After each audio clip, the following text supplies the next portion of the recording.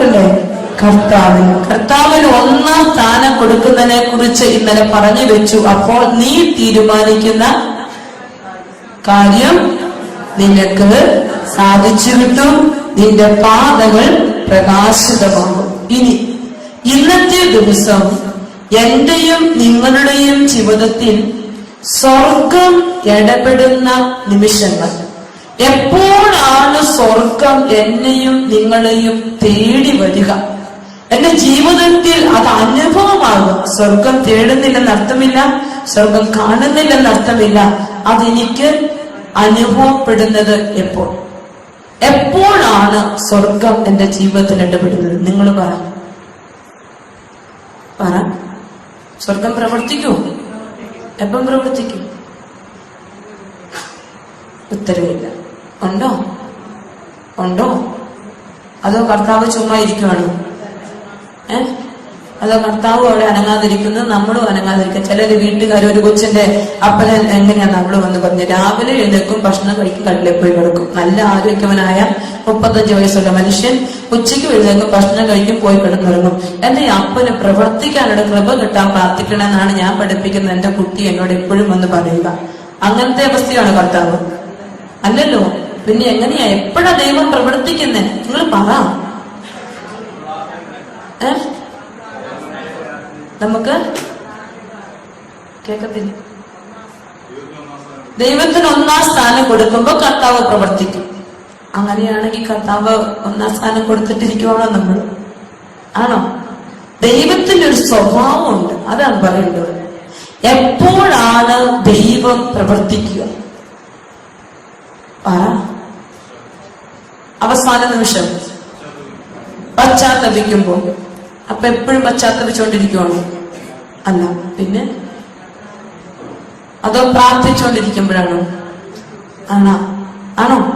യോഹന്നാന്റെ സുവിശേഷം 5-ാം അധ്യായം 17-ാമത്തെ വചനം. യോഹന്നാൻ 5:17 വചനം പറയുന്നു, യേശു അവരോട് പറഞ്ഞു, എന്റെ പിതാവ് ഇപ്പോഴും പ്രവർത്തിക്കുന്നു, അതുകൊണ്ട് ഞാനും പ്രവർത്തിക്കുന്നു. എന്താണ് പറഞ്ഞത്? എന്റെ പിതാവ് ഇപ്പോഴും. ഇപ്പോൾ ഈ നിമിഷം ആര് പ്രവർത്തിക്കും? കർത്താവ് പ്രവർത്തിക്കും. എന്റെ പിതാവ് ഇപ്പോൾ. എല്ലാ സമയവും ഇപ്പോഴാണ്. ഇപ്പോൾ ഞാൻ ആയിരിക്കുന്ന സമയമാണ് എനിക്കിപ്പോൾ. ഈ സമയം പിതാവ് എപ്പോഴും പ്രവർത്തിച്ചു കൊണ്ടിരിക്കും. അതുകൊണ്ട് ആര് പ്രവർത്തിക്കും? യേശുവും പ്രവർത്തിക്കും. യേശു പറഞ്ഞ വചനമാണ് ഇത്. യേശു വ്യക്തമായി പറഞ്ഞിരിക്കുകയാണ്, എന്റെ അപ്പൻ മക്കളെ നിങ്ങൾക്ക് വേണ്ടി എപ്പോഴും പ്രവർത്തിച്ചു കൊണ്ടിരിക്കുകയാണ്, അതുകൊണ്ട് ഞാനും പ്രവർത്തിച്ചു കൊണ്ടിരിക്കും. ലൂക്കായുടെ സുവിശേഷം 24-ാം അധ്യായം 50-ാം വചനം. അവനവരെ ബഥാനിയ വരെ കൂട്ടിക്കൊണ്ടുപോയി കൈകൾ ഉയർത്തി അവിടുന്ന് അവരെ അനുഗ്രഹിച്ചു. കൈകൾ ഉയർത്തി അനുഗ്രഹിച്ചുകൊണ്ടിരിക്കെ അവിടുന്ന് അവനിൽ നിന്ന് എടുക്കപ്പെടുകയും ചെയ്തു. പ്രിയപ്പെട്ട മക്കളെ, ഉയർത്തിയ കരം യേശു താഴ്ത്തിയതായിട്ടാണ് പറഞ്ഞു വെച്ചിരിക്കുന്നത്. ആണോ? കൈകൾ ഉയർത്തി അവരെ അനുഗ്രഹിച്ചുകൊണ്ടിരിക്കെ അവൻ നിന്ന് പറയപ്പെട്ടു. ആ കരം എപ്പോഴും എങ്ങനെ ഇരിപ്പുണ്ട്? അനുഗ്രഹിച്ചുകൊണ്ടേ ഇരിക്കുകയാണ്. അപ്പോൾ ഞാനും നിങ്ങളും ഒത്തിരി കാര്യങ്ങൾക്ക് വേണ്ടി പ്രാർത്ഥിക്കാറുണ്ട്. ഉണ്ടോ? ഇല്ലേ? ഒന്നുകെല്ലാം തികഞ്ഞവരായിരിക്കും. ഞാൻ ചിലരെങ്കിലും കാണുമല്ലോ പ്രാർത്ഥിക്കുന്നവര്. ഒത്തിരി കാര്യങ്ങൾക്ക് വേണ്ടി പ്രാർത്ഥിക്കുന്നുണ്ട്. പ്രാർത്ഥിക്കുന്നതൊക്കെ കിട്ടുന്നുണ്ട്. ഉണ്ടോ? കുറച്ചൊക്കെ കിട്ടുന്നുണ്ട്, കുറച്ചൊന്നും കിട്ടുന്നില്ല. അപ്പൊ ഈ കൈ കർത്താവ് ചില സമയത്ത് മടക്കുകയും ചില സമയത്ത് നിവർത്തുകയും ചെയ്യും. അങ്ങനെയാണ്. പിന്നെ നമുക്ക് ആവശ്യമുള്ളപ്പോൾ എന്ന് എനിക്ക് പറയാൻ പറ്റില്ല. കാരണം എന്റെ പിതാവ് എപ്പോഴും പ്രവർത്തിച്ചു കൊണ്ടിരിക്കുകയാണ്. അപ്പോ നമുക്ക് ആവശ്യമുള്ളപ്പോൾ എന്ന് പറഞ്ഞ് നമുക്ക് ഒഴിയാൻ പറ്റില്ല. കർത്താവിന്റെ അനുഗ്രഹം എപ്പോഴും വന്നുകൊണ്ടിരിക്കുകയാണ്. എന്നാൽ ഞാൻ ചോദിക്കുന്ന ന്യായമല്ലാത്ത കാര്യങ്ങളെ കുറിച്ചല്ല ഞാൻ പറഞ്ഞു വയ്ക്കുന്നത്. ഇപ്പൊ മകൾ കല്യാണം കഴിച്ചു വിട്ടു, ഒരു 4-5 വർഷമായി കുഞ്ഞുണ്ടാകുന്നില്ല. അമ്മ പ്രാർത്ഥിച്ച ന്യായമായ കാര്യമാണോ അത്? ആണ്. എന്നിട്ടും കിട്ടുന്നില്ല. അപ്പോൾ എന്തോ ഒരു കാര്യമുണ്ട് അതിനകത്ത്, എന്തോ ഒരു കാര്യം. അപ്പൊ ലൂക്കായുടെ സുവിശേഷം 5-ാം അധ്യായം, ലൂക്കായുടെ സുവിശേഷം 5-ാമത്തെ അധ്യായത്തേക്ക് 31-6 മുതലുള്ള വചനങ്ങളാണ് ഇന്ന് നിങ്ങളോട് പങ്കുവയ്ക്കാൻ കർത്താവിന്റെ ആത്മാവ് എന്റെ മനസ്സിൽ തന്നിരിക്കുക. ലൂക്കായുടെ സുവിശേഷം 5-ാം അധ്യായം 36, 37, 38 വചനം ഉള്ളവർക്ക് ഒരുമിച്ച് വായിക്കാം. അവൻ അവരോട് ഒരു ഉപമയും പറഞ്ഞു. ആരും പുതിയ വസ്ത്രത്തിൽ നിന്ന് കഷണം കീറിയെടുത്ത് പഴയ വസ്ത്രത്തോട് ചേർക്കാറില്ല. അങ്ങനെ ചെയ്താൽ പുതിയ വസ്ത്രം കീറുന്നു എന്ന് മാത്രമല്ല, പുതിയ കഷണം പഴയതിനോട് ചേരാതെ വരികയും ചെയ്യും. അടുത്ത് ശ്രദ്ധിച്ചിരിക്കണം. ആരും പുതിയ വീഞ്ഞ് പഴയ തോൽക്കുടങ്ങളിൽ ഒഴിച്ചു വെക്കാറില്ല. അങ്ങനെ ചെയ്താൽ പുതിയ വീഞ്ഞ് പഴയ തോൽക്കുടങ്ങൾ പിരിച്ച് ഒഴുകിപ്പോകുകയും തോൽക്കുടങ്ങൾ നശിക്കുകയും ചെയ്യും. അടുത്ത വചനം, പുതിയ വീഞ്ഞ് പുതിയ തോൽക്കുടങ്ങളിലാണ് ശേഖരിക്കേണ്ടത്, ഒഴിച്ചു വെക്കേണ്ടത്. എങ്ങനെയാണ് പുതിയ വീഞ്ഞ് പുതിയ തോൽക്കുടം എന്ന് പറഞ്ഞ് പുതിയ വീഞ്ഞ് പുതിയ തോൽക്കുടങ്ങളിൽ ഒഴിച്ചു വെക്കണം. ഇവിടെ ഒരു അടയാളം വെച്ചിട്ട് ബൈബിൾ ഉണ്ടെങ്കിൽ വിലാപങ്ങളുടെ പുസ്തകം 3-ാം അധ്യായം 22, 23 വചനങ്ങൾ വായിക്കണം. വിലാപങ്ങളുടെ പുസ്തകം 3-ാം അധ്യായം 22, 23 വചനങ്ങളിൽ കർത്താവിന്റെ സ്നേഹം ഒരിക്കലും അസ്തമിക്കുന്നില്ല, അവിടുത്തെ കാരുണ്യം ഒരിക്കലും അവസാനിക്കുന്നില്ല. ഓരോ പ്രഭാതത്തിലും അത് പുതിയതാണ്. പുതിയ വീഞ്ഞ് അവിടെ ഒഴിച്ചു വെക്കണം, പുതിയ തോൽക്കുടങ്ങൾ ഒഴിച്ചു വെക്കണം. ഓരോ പ്രഭാതത്തിലും പുതിയ സ്നേഹമായി ആരെന്നെ തേടി വരുന്നുണ്ട്? കർത്താവ്. പുത്തൻ അനുഗ്രഹവുമായി എന്റെ തമ്പുരാൻ എന്നെ തേടി വരുന്നുണ്ട്. കർത്താവിന്റെ പുതുവീഞ്ഞെന്ന് പറയുന്നത് പുതിയ അനുഗ്രഹം, പുത്തൻ അനുഗ്രഹമാണ്. നീ ഇന്നലെ ചോദിച്ചു തീർന്നു കഴിഞ്ഞു, ഇന്ന് പുതിയത് തരാൻ പോകുകയാണ്. അപ്പോൾ ഇന്നലത്തേതാണ് വീണ്ടും നമ്മൾ ചോദിച്ചോണ്ട് കാരണം കിട്ടിയിട്ടില്ല. പുതുവീഞ്ഞ് എവിടെ ഒഴിക്കണമെന്നാ പറഞ്ഞേ? പുതുവീഞ്ഞ് പുതിയ തോൽക്കുടത്തിൽ. അപ്പോൾ പുതിയ അനുഗ്രഹം സ്വീകരിക്കുന്ന ഞാനാവുന്ന തോൽക്കുടം പുത്തനാണ്. ആണോ? കർത്താവിനാണോ പ്രശ്നം? തോൽക്കുടത്തിനാണോ പ്രശ്നം? കർത്താവ് പ്രവർത്തിക്കാത്തോണ്ടാണോ? അല്ലല്ലോ.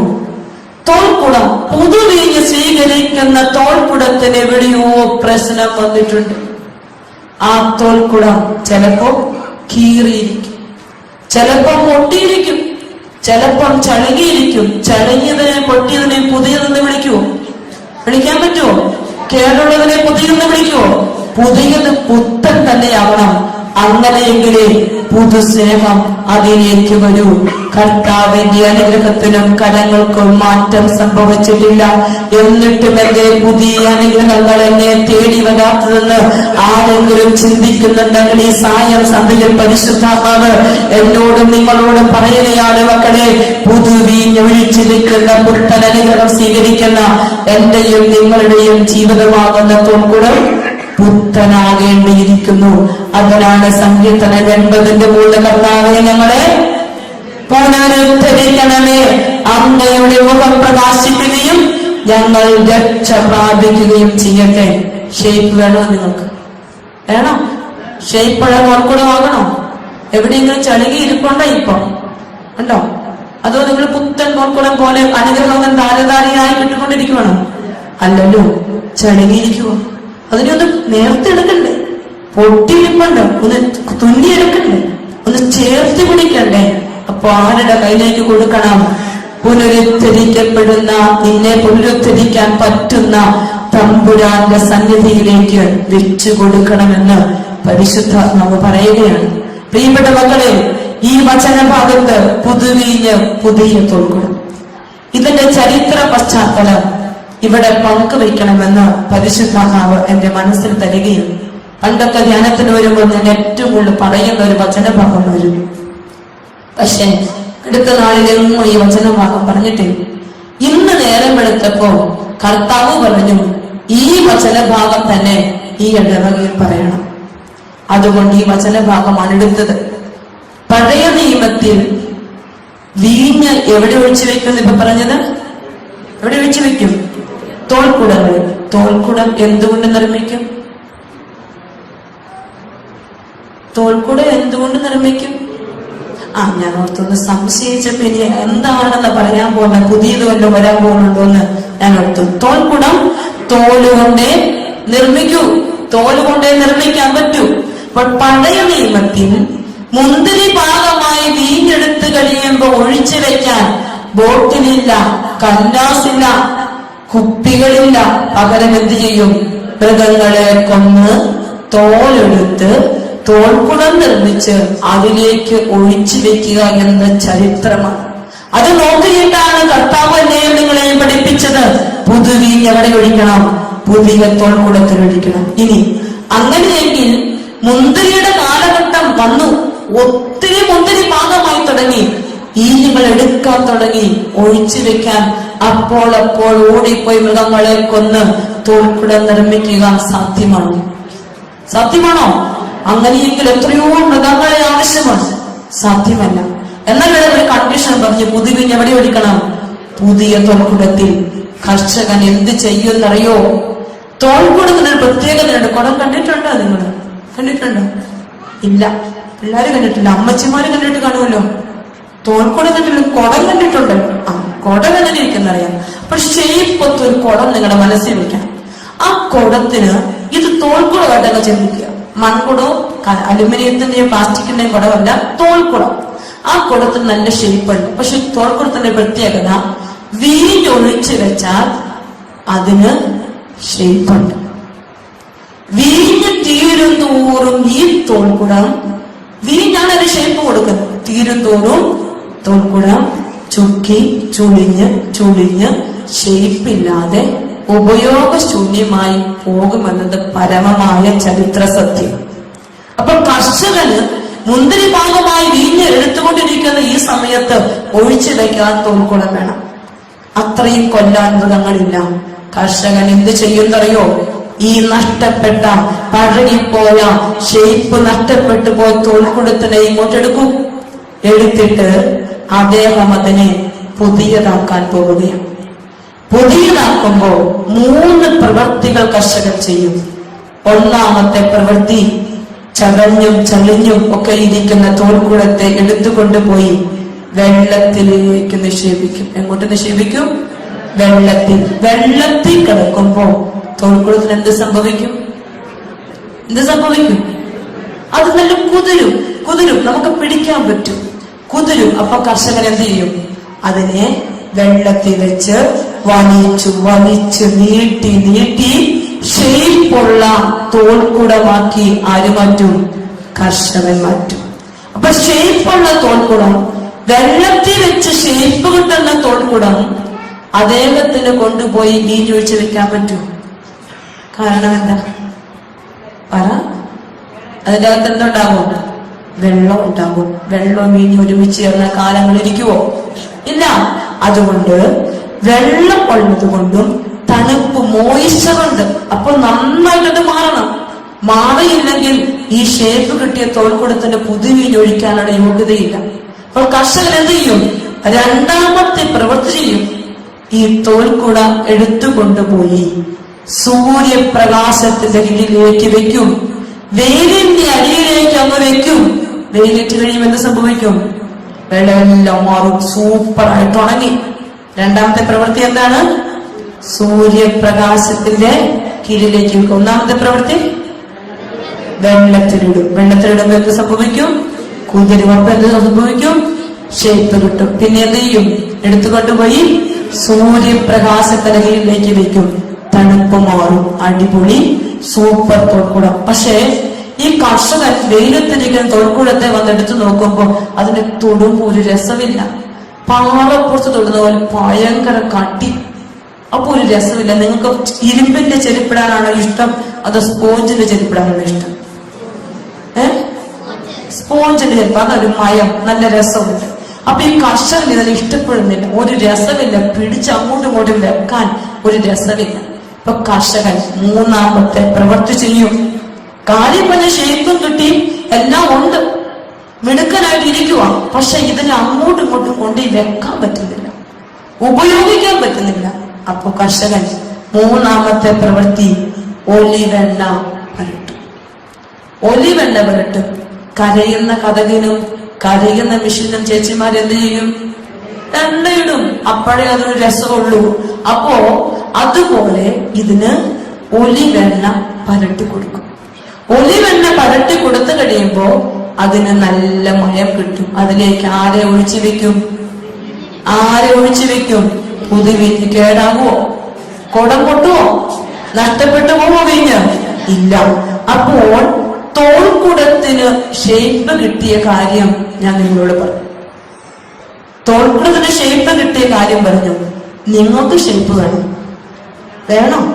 പുതുവീഞ്ഞ് ഇരിക്കണം വീട്ടില്. കർത്താവിന്റെ അനുഗ്രഹം വീട്ടിലുണ്ടാകണം, വേണം. അങ്ങനെയെങ്കിൽ 3 കാര്യങ്ങൾ നിങ്ങൾ ചെയ്യാൻ തയ്യാറാവണം. തയ്യാറാണോ? ഇല്ല, സ്വരമൊന്നുമില്ലല്ലോ. പറമ്പ് കിടക്കാനും ഒന്നും ഞാൻ പറയുന്നില്ല. അല്ലാത്ത 3 കാര്യങ്ങൾ പറ്റുമോ? പറ്റുമെങ്കിലേ പറയുന്നുള്ളൂ. ചുമ്മാ സമയം കളയേണ്ട കാര്യമില്ലല്ലോ, ചെയ്യാൻ പറ്റും. അപ്പോ ഒന്നാമത്തെ കാര്യം, എനിക്ക് ഷേപ്പ് നഷ്ടപ്പെട്ടുവെന്ന് ചിന്തിക്കണം. എല്ലാം തികഞ്ഞിവിടെ ഇരുന്ന കർത്താവിന്റെ വചനം കേറുമോ? കേറില്ല. പിന്നെ ഷേപ്പ് നഷ്ടപ്പെട്ട് നീ ഇരിക്കുവാണെങ്കിൽ നിനക്ക് എന്തെങ്കിലും പ്രയോജനം കർത്താവ് ചെയ്തു തരും. എനിക്ക് ഷേപ്പ് നഷ്ടപ്പെട്ടു പോയെന്ന് പറയണം. അല്ലാതെ എനിക്ക് എല്ലാം ഉണ്ട്, ഇത് ആ ചേട്ടന് വേണ്ടി, ഇത് ആ ചേച്ചിക്ക് വേണ്ടി എന്ന് പറഞ്ഞാൽ കിട്ടത്തില്ല. അപ്പൊ ഷേപ്പ് നഷ്ടപ്പെട്ടിരിക്കുകൊണ്ടോ കർത്താവ് എന്നെ ഒന്ന് പുനരുദ്ധരിച്ചേക്കണേ. നീ പ്രാർത്ഥിക്കാൻ പോകണം. അപ്പോൾ കത്തോലിക്ക തിരുസഭ അല്ലെങ്കിൽ സ്വർഗം എനിക്കും നിങ്ങൾക്കും ഷേപ്പ് നഷ്ടപ്പെട്ടു പോകുന്ന ജീവിതങ്ങൾക്ക് ഷേപ്പ് വീണ്ടെടുക്കാൻ 3 വലിയ നീർച്ചാലുകളുടെ അനുഗ്രഹങ്ങൾ ഈ സ്വർഗത്തിൽ നിന്ന് ഭൂമിയിലേക്ക് അയച്ചു തന്നിട്ടുണ്ട്. അതിൽ ഒന്നാമത്തെ അനുഗ്രഹമാണ് ഷേപ്പ് നഷ്ടപ്പെട്ടു പോകുന്ന എന്റെ ജീവിതത്തെ വചനമാകുന്ന വെള്ളത്തിലേക്ക് നിക്ഷേപിക്കണം. എന്ത് ചെയ്യണം? എന്ത് ചെയ്യണം? വചനമാകുന്ന വെള്ളത്തിലേക്ക് എന്റെ ജീവിതത്തെ നിക്ഷേപിച്ചു കഴിയുമ്പോ, ഞാൻ വചനം കേട്ട് കഴിയുമ്പോ, ഞാൻ വചനം ധ്യാനിക്കാൻ തുടങ്ങുമ്പോ, ഞാൻ വചനം ആവർത്തിച്ച് പറയാൻ തുടങ്ങുമ്പോ, ഷേപ്പ് നഷ്ടപ്പെട്ടു പോയ എന്റെ ജീവിതത്തിന് എവിടെയാണ് നഷ്ടപ്പെട്ട തിരിച്ചറിഞ്ഞു കഴിയുമ്പോ ഞാൻ എഴുന്നേൽക്കും, ഞാൻ ഓടും. കുറവ് തിരിച്ചറിയുമ്പോ ഞാൻ ഓടും. കുമ്പസാരക്കൂട്ടിലേക്ക്, കുമ്പസാരക്കൂട്ടിൽ ചെന്ന് എണ്ണി പാപങ്ങൾ ഏറ്റു പറയുമ്പോ, വൈദ്യുതന് പാപമോചന ആശീർവാദം തരുമ്പോ എന്റെ ജീവിതത്തിന്, ആത്മാവിന് എന്ത് കിട്ടും? എന്ത് കിട്ടും? ഷേപ്പ് കിട്ടും. എന്റെ ആത്മാവിന് ഷേപ്പ് കിട്ടും. ജീവിതത്തിന് ഷേപ്പ് കിട്ടും. പ്രിയപ്പെട്ട മക്കളെ, ഈ ഷേപ്പ് കിട്ടിക്കഴിയുമ്പോ അവിടെ നിന്ന് നീ എഴുന്നേൽക്കും. അപ്പോൾ സ്വർഗം സന്തോഷിക്കും. അനുദപിക്കുന്ന ഒരു പാപിയെ കുറിച്ച് സ്വർഗത്തിൽ കൂടുതൽ സന്തോഷം ഉണ്ടാകും. ചുമ്മാ പറഞ്ഞതല്ല. സങ്കീർത്തനം 83, ഞങ്ങളെ പുനരുദ്ധരിക്കണമേ, അങ്ങയുടെ മുഖം പ്രകാശിക്കുകയും ഞങ്ങൾ രക്ഷ പ്രാപിക്കുകയും ചെയ്യട്ടെ.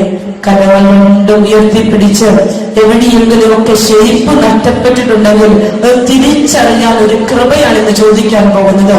കർത്താവേ, പൊട്ടിയും തകർന്നുമൊക്കെ ആത്മാവിന് ഷേപ്പ് നഷ്ടപ്പെട്ടു പോയിട്ടുണ്ടെങ്കിൽ, ഭൂമിയിലെ പൂഴി കൊണ്ട് മനുഷ്യ രൂപം കൊടുത്ത് ജീവന്റെ ശ്വാസം അവന്റെ നാസാരംഗങ്ങളിലേക്ക് വിശ്വസിച്ച ദൈവം എന്റെ ആത്മാവിലേക്ക് നിന്ന് നോക്കുമ്പോൾ ഷേപ്പ് നഷ്ടപ്പെട്ട് തകർന്നു പോകുന്ന അവസ്ഥകൾ എനിക്കുണ്ടെങ്കിൽ എന്നെ ഒന്ന് പുനരുദ്ധരിക്കണമേ. ഇതാ ഞാനൊന്ന് പറഞ്ഞ് സ്തുതിച്ചേ മകളെ, ശക്തമായി സ്തുതിച്ചു പ്രാർത്ഥിച്ച് ഹല്ലേലൂയ, ഹല്ലേലൂയ, ഹല്ലേലൂയ.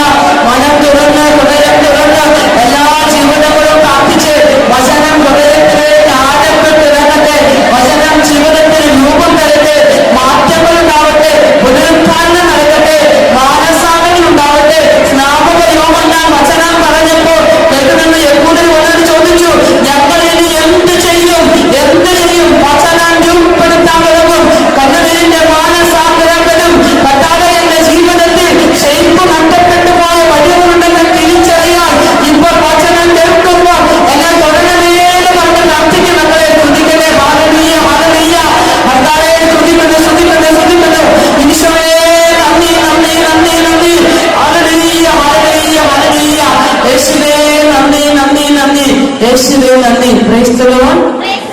സ്വരമേറ്റി പറഞ്ഞേ പ്രൈസ് ദി ലോർഡ്.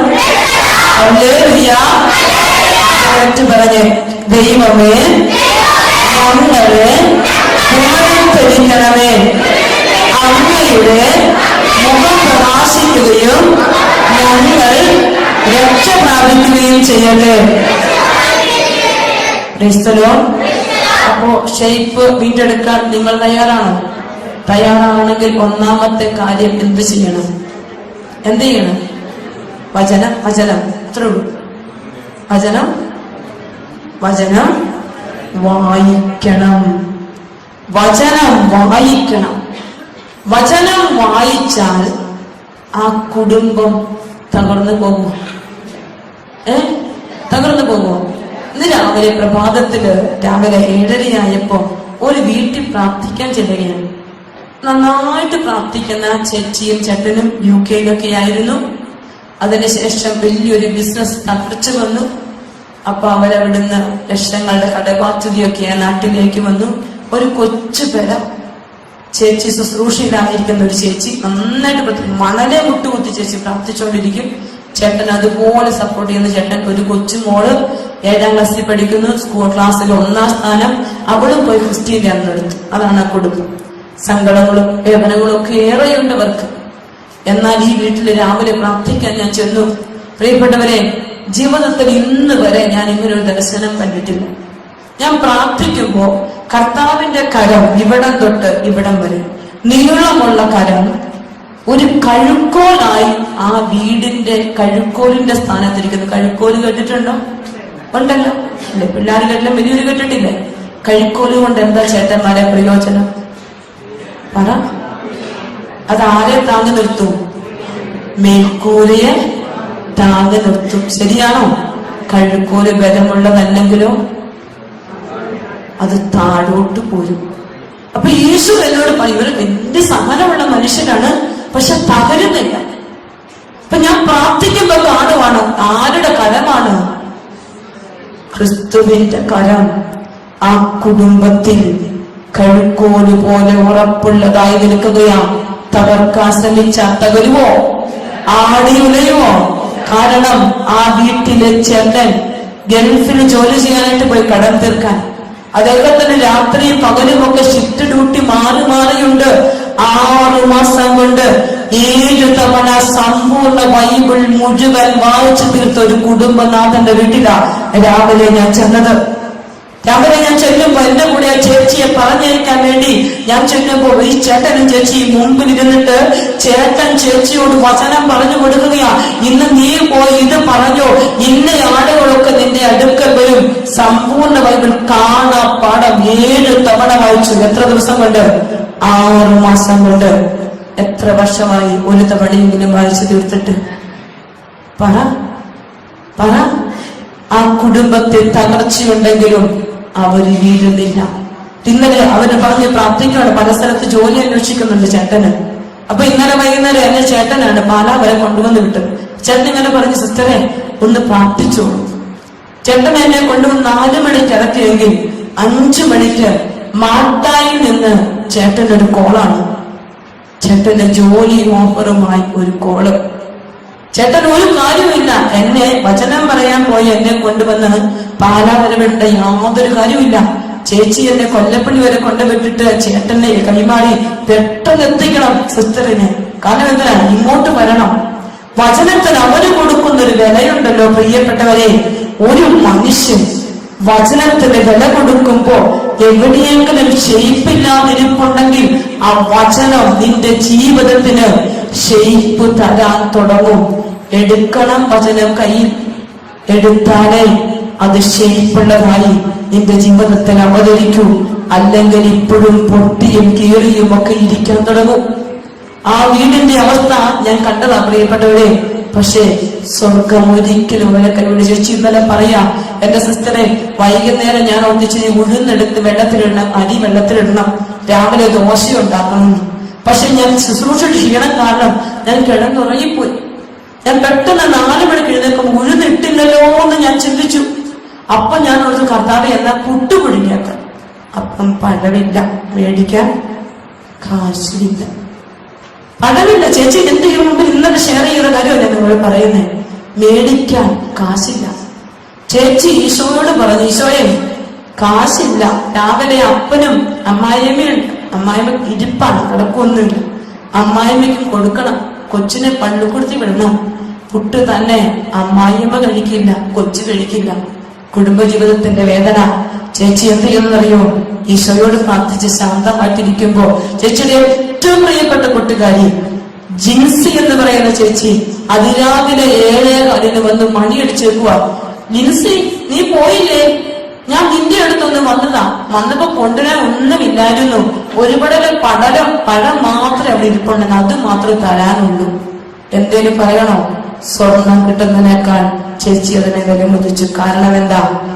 ഈ മനസ്സാരറിഞ്ഞു, സ്വർഗം അറിഞ്ഞു. മക്കളെ, വചനം ഭക്ഷിക്കാൻ തുടങ്ങുമ്പോ, വചനം ജീവിക്കാൻ തുടങ്ങുമ്പോ ക്ഷാമം ഉണ്ടാകുമോ? നിനക്ക് ഉണ്ടാവുമോ? ഇന്നത്തെ ക്ഷാമം ഉണ്ടാകില്ല. യോഹന്നാൻ 15:7 വചനം പറയും, എന്നിൽ വിശ്വസിക്കുകയും എന്റെ വചനങ്ങൾ നിങ്ങൾ വസിക്കുകയും ചെയ്യുന്നെങ്കിൽ ഇഷ്ടമുള്ളത് ചോദിച്ചു കൊള്ളുക, അത് നിങ്ങൾക്ക് ലഭിക്കും. ഇഷ്ടമുള്ളത് ചോദിക്കണം, പക്ഷെ വചനത്തിൽ വിശ്വസിക്കണം. കർത്താവിനെ സ്നേഹിക്കണം. അവന്റെ വചനം കയ്യിലെടുത്ത് വായിച്ചാൽ ആ വചനം നിന്റെ ജീവിതത്തിന്റെ കുറവുകളിൽ തേടി വരും. മക്കളെ വായിക്കുന്നുണ്ടോ? ഉണ്ടോ? അമ്മച്ചിമാരൊക്കെ ഇവിടെ ഇരിപ്പുണ്ടല്ലോ. പിള്ളാരെ വചനം വായിപ്പിക്കുന്ന അമ്മച്ചിമാരെന്ന് കൈപൊക്കിക്കും. നാണക്കേടൊന്നും എനിക്ക് വരുത്തരുത്. നാളെ ആ ഇടവകച്ച നിങ്ങളെ കുറിച്ച് കൂടുതലായിട്ട് പറയാനുള്ളത്. ഇന്ന് പറഞ്ഞിട്ടിരിക്കുവോ നിങ്ങൾ ഭയങ്കര വിശുദ്ധരാണെന്ന്. അപ്പൊ നന്നായിട്ട് പോകുന്നുണ്ട്. 5-6 പേരൊക്കെ ഉണ്ട്. ബാക്കിയുള്ളവരുടെ കൈയൊന്നും പൊങ്ങുന്നില്ല. കുഴയല്ല, ഇന്നലെ തന്നെ തെറ്റിക്കിടക്കുവാണ്. ഇനി കൈ അങ്ങനത്തെ കാര്യങ്ങളൊക്കെ പൊക്കാൻ സാധ്യത കുറവാണ്. പ്രിയപ്പെട്ടവരെ, കർത്താവിന്റെ വചനം വായിക്കാൻ അപ്പനും അമ്മയുടെ കുറെ കുഞ്ഞു മക്കളുണ്ട്. അതുകൊണ്ട് ആ അപ്പച്ചനോടും അമ്മച്ചോടും ഞാൻ പറയാം, ഇപ്പൊ നിങ്ങൾ പറഞ്ഞ ഈ കുരുന്നുകൾ കേൾക്കും. നാളെ അവൻ 9, 10, 11, 12 എത്തുമ്പോ കേട്ടെന്ന് വരില്ല. ചുമ്മാ പറയുന്നതല്ല, കൺമുമ്പിലെ അനുഭവങ്ങൾ. ഇപ്പൊ കൊടുത്തോളം ഇതുങ്ങൾക്ക് വചനം. ഇപ്പൊ വചനം കൊടുത്ത സങ്കീർത്തനം 119:105 വചനം പറയും, അങ്ങയുടെ വചനങ്ങൾ എന്റെ പാദങ്ങൾക്ക് വിളക്ക്, വഴികളിൽ പ്രകാശം. ഇപ്പോൾ തൊട്ട് മാസത്തിൽ ഒരു വചനമെങ്കിലും ഈ കുഞ്ഞിങ്ങനെ കാണാതെ പഠിച്ച് ഇവര് വളർന്നു വരുമ്പോ, എഞ്ചിനീയറിംഗിനും ഡോക്ടറിനും ഒക്കെ അവൻ പഠിക്കാൻ പോകുമ്പോ, അവൻ ബാറിലേക്കും കള്ളുഷാപ്പിലേക്കും കാലെടുത്ത് വെക്കുമ്പോ, കൂട്ടുകാരുടെ കൂടെ ഇരുന്ന് മൊബൈൽ ഫിലിം കാണാൻ തുടങ്ങുമ്പോ, അവന്റെ ഉള്ളിലുണ്ടല്ലോ ഒരു വചനത്തിന്റെ പ്രകാശം ഇരിക്കുമ്പോ അത് അവനോട് പറയും, അരുത് പറയുന്ന മക്കളുണ്ട്. എനിക്കറിയാം, കോയമ്പത്തൂർ BDSന് പഠിക്കുന്ന എനിക്കൊരു കൊച്ചുണ്ട്, ഫ്രാങ്ക് എന്ന് പറയും. അവനുണ്ടല്ലോ കർത്താവിന്റെ വചനം വായിക്കുന്ന കൊച്ച. എല്ലാ വെള്ളിയാഴ്ച ഉപവാസം എടുക്കുന്ന കൊച്ച്. അവൻ പറയും, സിസ്റ്ററെ, എന്റെ മുറിയിൽ 7 പേരുണ്ടെങ്കിൽ 6 പേരും ഒരുമിച്ചിരുന്ന് കള്ളു കുടിക്കും, ഒരുമിച്ചിരുന്ന് മദ്യപിക്കും. അത് മാത്രമല്ല, യൂത്തിന്റെ പ്രായം BDS തേടിയ 10ഉം 12ഉം അല്ല, അതും ഇവിടെയല്ല, കോയമ്പത്തൂര്. സർവ സ്വാതന്ത്ര്യങ്ങളുമുണ്ട്. അവരെല്ലാം ഇത് ചെയ്തു കഴിയുമ്പോഴും ഇവൻ പറയും, എന്റെ കട്ടിലിൽ കയറിയിരുന്നിട്ട് ഞാൻ ബൈബിളെടുത്ത് ഇങ്ങനെ അടുക്കി പിടിച്ചിട്ട് പറയും, ഈശോയെ എനിക്ക് ശക്തി തരണം. ആഗ്രഹമില്ലാഞ്ഞിട്ടാണോ? ഇതൊന്നും രുചിക്കാൻ ആഗ്രഹമില്ലാഞ്ഞിട്ടല്ല. അവന്റെ അമ്മ അവനെ പഠിപ്പിച്ചിട്ടുണ്ട്, അവന് വചനം വായിച്ചു കൊടുത്തിട്ടുണ്ട്. മോനെ, ഇത് ചെയ്യരുത്, നിന്റെ ജീവിതത്തിന് ഇത് തെറ്റാ. അമ്മ പഠിപ്പിച്ചു കൊടുത്തു. കുരുന്നുകളുടെ അമ്മമാര് പ്രത്യേകം ശ്രദ്ധിച്ചോണം. അമ്മമാര് പ്രത്യേകം ശ്രദ്ധിക്കണം. വചനം വായിക്കാൻ അവരെ പഠിപ്പിക്കണം. ഇപ്പം നീ പറഞ്ഞാൽ അവനനുസരിക്കും. നാളെ നീ പറയുന്നത് അനുസരിക്കണമെങ്കിൽ ഇപ്പോഴേ വചനം കൊടുത്തോണം. ഷെയ്പ്പ് നഷ്ടപ്പെട്ടു പോകാത്ത മക്കളെ വേണം നമുക്ക്. പലപ്പോഴും യുവജനങ്ങളുടെ ജീവിതത്തിൽ ഷെയ്പ്പുകൾ നഷ്ടപ്പെടുകയാണ്, ജീവിതത്തിന് വിശുദ്ധി നഷ്ടപ്പെടുകയാണ്. വചനം വായിക്കാൻ കൃപ. ഇപ്പൊ തന്നെ അവനെ ശീലിപ്പിക്കണം, മോനെ കുമ്പസാരിക്കണം. അതിലേക്ക് നിങ്ങൾ കൊണ്ടുപോകണം. അതവൻ കേട്ടില്ല, ഉറങ്ങിപ്പോയി കൊച്ചു, ശനിയാഴ്ച എഴുന്നേൽപ്പിക്കാൻ അവന് പറ്റിയില്ല. ന്യായങ്ങൾ പറഞ്ഞു വിടുമ്പോ ആരിങ്ങോട്ട് തള്ളിക്കേറും, ആര് തള്ളി കയറും? സാത്താൻ കയറും. വാതിലാരാ തുറന്നിരിക്കുന്നേ? നിങ്ങൾ തന്നെ. ന്യായങ്ങളും ന്യായീകരണങ്ങളും എക്സ്ക്യൂസുകളും, കൊച്ചിന് പരീക്ഷയുണ്ടല്ലോ പഠിച്ചോട്ടെ, അവന് സമയമില്ലല്ലോ ബൈബിള് വായിച്ച് തീർക്കാനെന്ന് പറഞ്ഞു വെക്കുമ്പോ സാത്താനെ കൂട്ടിക്കൊടുത്തുകൊണ്ടിരിക്കുകയാ അപ്പനും അമ്മയും. ഇത് നിങ്ങൾ അറിയില്ല. കുറച്ചു കഴിഞ്ഞ് കൈ വിട്ടു പോകുമ്പോ കരഞ്ഞിട്ട് കാര്യമില്ല മക്കളെ. എവിടെയൊക്കെയോ മക്കൾ എന്ന് പറഞ്ഞാൽ അനുസരിക്കാത്ത അവസ്ഥയിലേക്കും വഴിവിട്ട ജീവിതങ്ങളിലേക്കും പോകുന്നുണ്ടെങ്കിൽ പിന്നാമ്പുറങ്ങളിലേക്കൊന്ന് കണ്ണുകൾ ഓടിച്ചോണം. 90% അപ്പനും അമ്മയും കർത്താവിനെ കൊടുക്കുന്നതിൽ പരാജയപ്പെട്ടു പോയിട്ടാണെന്നുള്ളത് ഉറപ്പുള്ള കാര്യമാണ്. പ്രിയപ്പെട്ട മാതാപിതാക്കളെ, കലകൾ 2 സ്വർഗത്തിലേക്ക് ഉയർത്തും. നിന്റെ കുഞ്ഞുങ്ങൾക്ക് ഈശോയുടെ വചനം കൊടുക്കാൻ ഒരു കൃപ നീ ചോദിക്കും. അവരോട് വചനത്തിന്റെ കാര്യം പറഞ്ഞു കൊടുക്കാൻ, വചനം ചേർത്ത് വെച്ച് ജീവിക്കാൻ അവനെ പഠിപ്പിക്കാൻ. അവന്റെ ജീവിതത്തിൽ ഷേപ്പ് നഷ്ടപ്പെട്ടു പോയിട്ടുണ്ടെങ്കിൽ ഈ വചനത്തിലേക്ക് ആഴ്ന്നിറങ്ങാൻ അവനെ ഒന്ന് പഠിപ്പിച്ചു കൊടുക്കാൻ അപ്പനും അമ്മയ്ക്കും കൃപ കിട്ടാൻ ഞങ്ങളുടെ ജീവിതങ്ങളെ പുനരുദ്ധരിക്കണമേ. ഞങ്ങളുടെ കുഞ്ഞുങ്ങളുടെ ജീവിതങ്ങളെ രൂപപ്പെടുത്തണമേ എന്ന് പ്രാർത്ഥിച്ചുകൊണ്ട് ശ്രമിച്ചേ മക്കളെ. ശക്തമായി ശ്രമിച്ച് പ്രാർത്ഥിച്ചേ. ഹല്ലേലൂയ, ഹല്ലേലൂയ, ഹല്ലേലൂയ, ഹല്ലേലൂയ, ഹല്ലേലൂയ. ഈശോയെ നന്ദി, നന്ദി, നന്ദി, നന്ദി, നന്ദി, നന്ദി. ഹല്ലേലൂയ, ഹല്ലേലൂയ, ഹല്ലേലൂയ, ഹല്ലേലൂയ. യേശുവേ നന്ദി, നന്ദി, നന്ദി, നന്ദി. ഹല്ലേലൂയ. യേശുവേ നന്ദി, യേശുവേ നന്ദി. Praise the Lord. സ്വരമേറ്റി പറഞ്ഞേ പ്രൈസ് ദി ലോർഡ്. ഹല്ലേലൂയ. ദൈവമേ ഞങ്ങളെ പുനരുദ്ധരിക്കണമേ. അങ്ങയുടെ മുഖം പ്രകാശിക്കുകയും ഞങ്ങൾ രക്ഷ പ്രാപിക്കുകയും ചെയ്യട്ടെ. Praise the Lord. അപ്പോ ഷേപ്പ് വീണ്ടും കിട്ടണമെങ്കിൽ ഒന്നാമത്തെ കാര്യം എന്ത് ചെയ്യണം? വചനം വായിക്കണം. ഒത്തിരി ജീവിതങ്ങൾ കാണാറുണ്ട്. യുവജനങ്ങൾ ഒരുപാട് പേര് 24 കഴിഞ്ഞ ദിവസം ഒരു വഴി വന്നപ്പോൾ 24 സപ്ലിമെന്ററി ഉള്ള ഒരു ചെറുക്കൻ എഞ്ചിനീയറിംഗ് പഠിക്കുന്ന 24. അവൻ എന്റെ അടുക്ക വന്നിട്ട്, സിസ്റ്റർ എന്റെ ചങ്കൊന്ന് പിടിക്കുമോ? ചങ്ക് വിറയ്ക്കുന്നുണ്ട്. എന്നുവെച്ചാൽ എന്നാണ്? ടെൻഷനാ. ഇതുവരെ വീട്ടിൽ പറഞ്ഞിട്ടില്ല. അവൻ ധ്യാനം കൊണ്ട് ആരോ കൊണ്ട് നിർത്തി പെട്ടുപോയി. കേട്ടു കഴിഞ്ഞപ്പോ അവൻ ആദ്യം വ്യാധിയും ഒക്കെയാ. എങ്ങനെയും രക്ഷപ്പെടണം സിസ്റ്റർ ഒന്ന് പ്രാർത്ഥിച്ച്. ഞാൻ അവന്റെ ചങ്കിന്റെ അടുത്ത് കൈവച്ച് പടപടാന്നടിക്കുകയാണ്. കാരണം പേടിയാ. എന്നുവെച്ചാൽ എപ്പോഴും ഇങ്ങനെ അടിച്ചുകൊണ്ടിരിക്കുവോ. ഇതിൽ ഇപ്പൊ ഒരു ചെറിയ പേടി തുടങ്ങിയിട്ടുണ്ട്.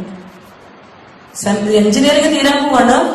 23, 26 ഒക്കെ സപ്ലി ഉള്ള പിള്ളേരെ എന്റെ കൺമുമ്പിൽ ഞാൻ കണ്ടിട്ടുണ്ട്. അവര് വന്നിരിക്കുമ്പോ ഞാൻ അവരോട് പറയുന്നൊരു കാര്യമുണ്ട്. അവർക്ക് വേണ്ടിയൊക്കെ പ്രാർത്ഥിക്കുമ്പോ ചിലപ്പോഴെങ്കിലും ഒക്കെ ഈശോ ചില ദർശനങ്ങൾ തരുമ്പോ ഞാൻ കാണും ബൈബിൾ ഇങ്ങനെ അടച്ചിരിക്കും. അതിന്റെ പുറത്ത് കുറേ പൊടിപടലങ്ങൾ. അപ്പോ അവനോട് ചോദിച്ചാൽ മതി, മോനെ ബൈബിള് കയ്യിലെടുത്തിട്ട് എത്ര നാളായി? അവൻ പറയും, എനിക്ക് ഓർമ്മയൊന്നുമില്ല. വലിയ ദർശനത്തിന്റെ ഒന്നും ആവശ്യമില്ല. കാരണം വ്യക്തമാണ്. പിന്നെ ഒന്നും ചിന്തിക്കണ്ട. ബൈബിൾ അവൻ കയ്യിലെടുക്കാറില്ല. അവൻ ബൈബിള് വായിക്കാറില്ല. പ്രിയപ്പെട്ട മക്കളെ, ഈ കുഞ്ഞുങ്ങളൊക്കെ പഠിക്കാൻ തുടങ്ങുമ്പോ, പഠിക്കാനിരിക്കുമ്പോ ഒരു വചനം ഇവരെ കൊണ്ട് വായിപ്പിച്ചിട്ട് നിങ്ങൾ ആ പുസ്തകം വായിക്കാൻ പറ. 6 മണിക്കൂർ 7 മണിക്കൂർ ഇരിക്കുന്നതിന് പകരം ഈശോയുടെ വചനത്തിന് 1 മിനിറ്റ് കൊടുത്ത് കുഞ്ഞുങ്ങൾ പഠിച്ചാലുണ്ടല്ലോ, നിനക്ക് വേണ്ടി തമ്പുരാൻ ഇവരെ പഠിപ്പിച്ചോളൂ. കാരണം വചനത്തിന് മുൻതൂക്കം കൊടുക്കണം മക്കളെ. ഞാൻ അവരോട് പറഞ്ഞിട്ടുണ്ട്. എനിക്കറിയാം ഒരു കൊച്ചുണ്ട് ഇവിടെ അടൂര് മുഖത്ത് തന്നെയാണ്. അവന്റെ അമ്മ അവനെ കൊണ്ട് ഓർത്തഡോക്സ് ഫാമിലിയിലാണ്. അമ്മ അവനെ കൊണ്ട് എന്റെ അടുത്ത് വരുമ്പോ അവന്റെ സപ്ലിമെന്ററി 21. അപ്പൊ ഞാൻ പറഞ്ഞു, ചേച്ചി ഇവൻ 21 സപ്ലിമെന്ററി എക്സാം ഇവൻ എഴുതാനുണ്ട്. അപ്പോൾ ഉടനെ അമ്മ പറഞ്ഞു, ഇല്ല ചേച്ചി, ഇല്ല സിസ്റ്ററെ, 17 ഉള്ളൂ. അപ്പൊ ഇവൻ ഇവിടെ അടുത്ത് നിൽപ്പുണ്ട്. ഇവൻ എന്റെ കാലിലൊന്ന് തോണ്ടി. അതായത് ഇവനറിയാം 21 ഉണ്ട്. സിസ്റ്റർ അത് പറഞ്ഞാൽ ഇനിയും അമ്മ കരയും. അതുകൊണ്ട് അമ്മയെ പറഞ്ഞിട്ട് സിസ്റ്റർ എനിക്കൊന്ന് സംസാരിക്കണം.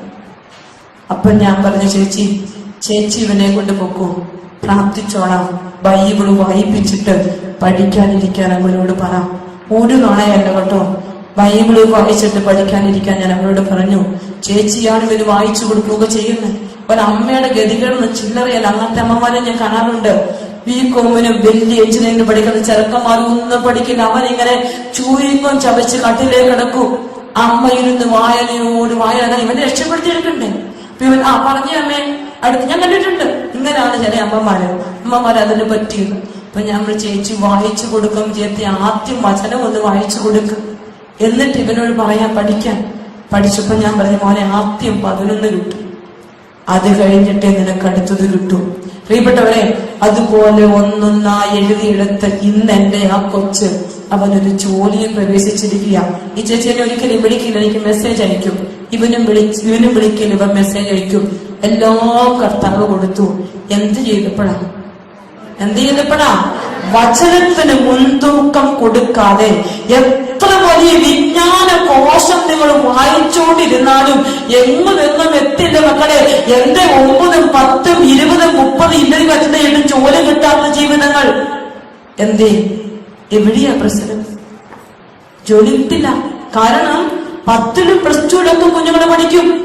അവര് പഠിക്കുമ്പോ നിങ്ങൾ ബൈബിള് വായിപ്പിക്കാൻ മറന്നു പോകും. കാരണം 10ാം ക്ലാസ് പരീക്ഷയില്ലേ, പുസ്തകം മൊത്തം പഠിക്കണം. നിങ്ങൾ ഇരുന്ന് പറയും, മോനെ ഒരു പേജ് പോലും വിട്ടേക്കല്ലേ, മൊത്തം പഠിച്ചോളാം.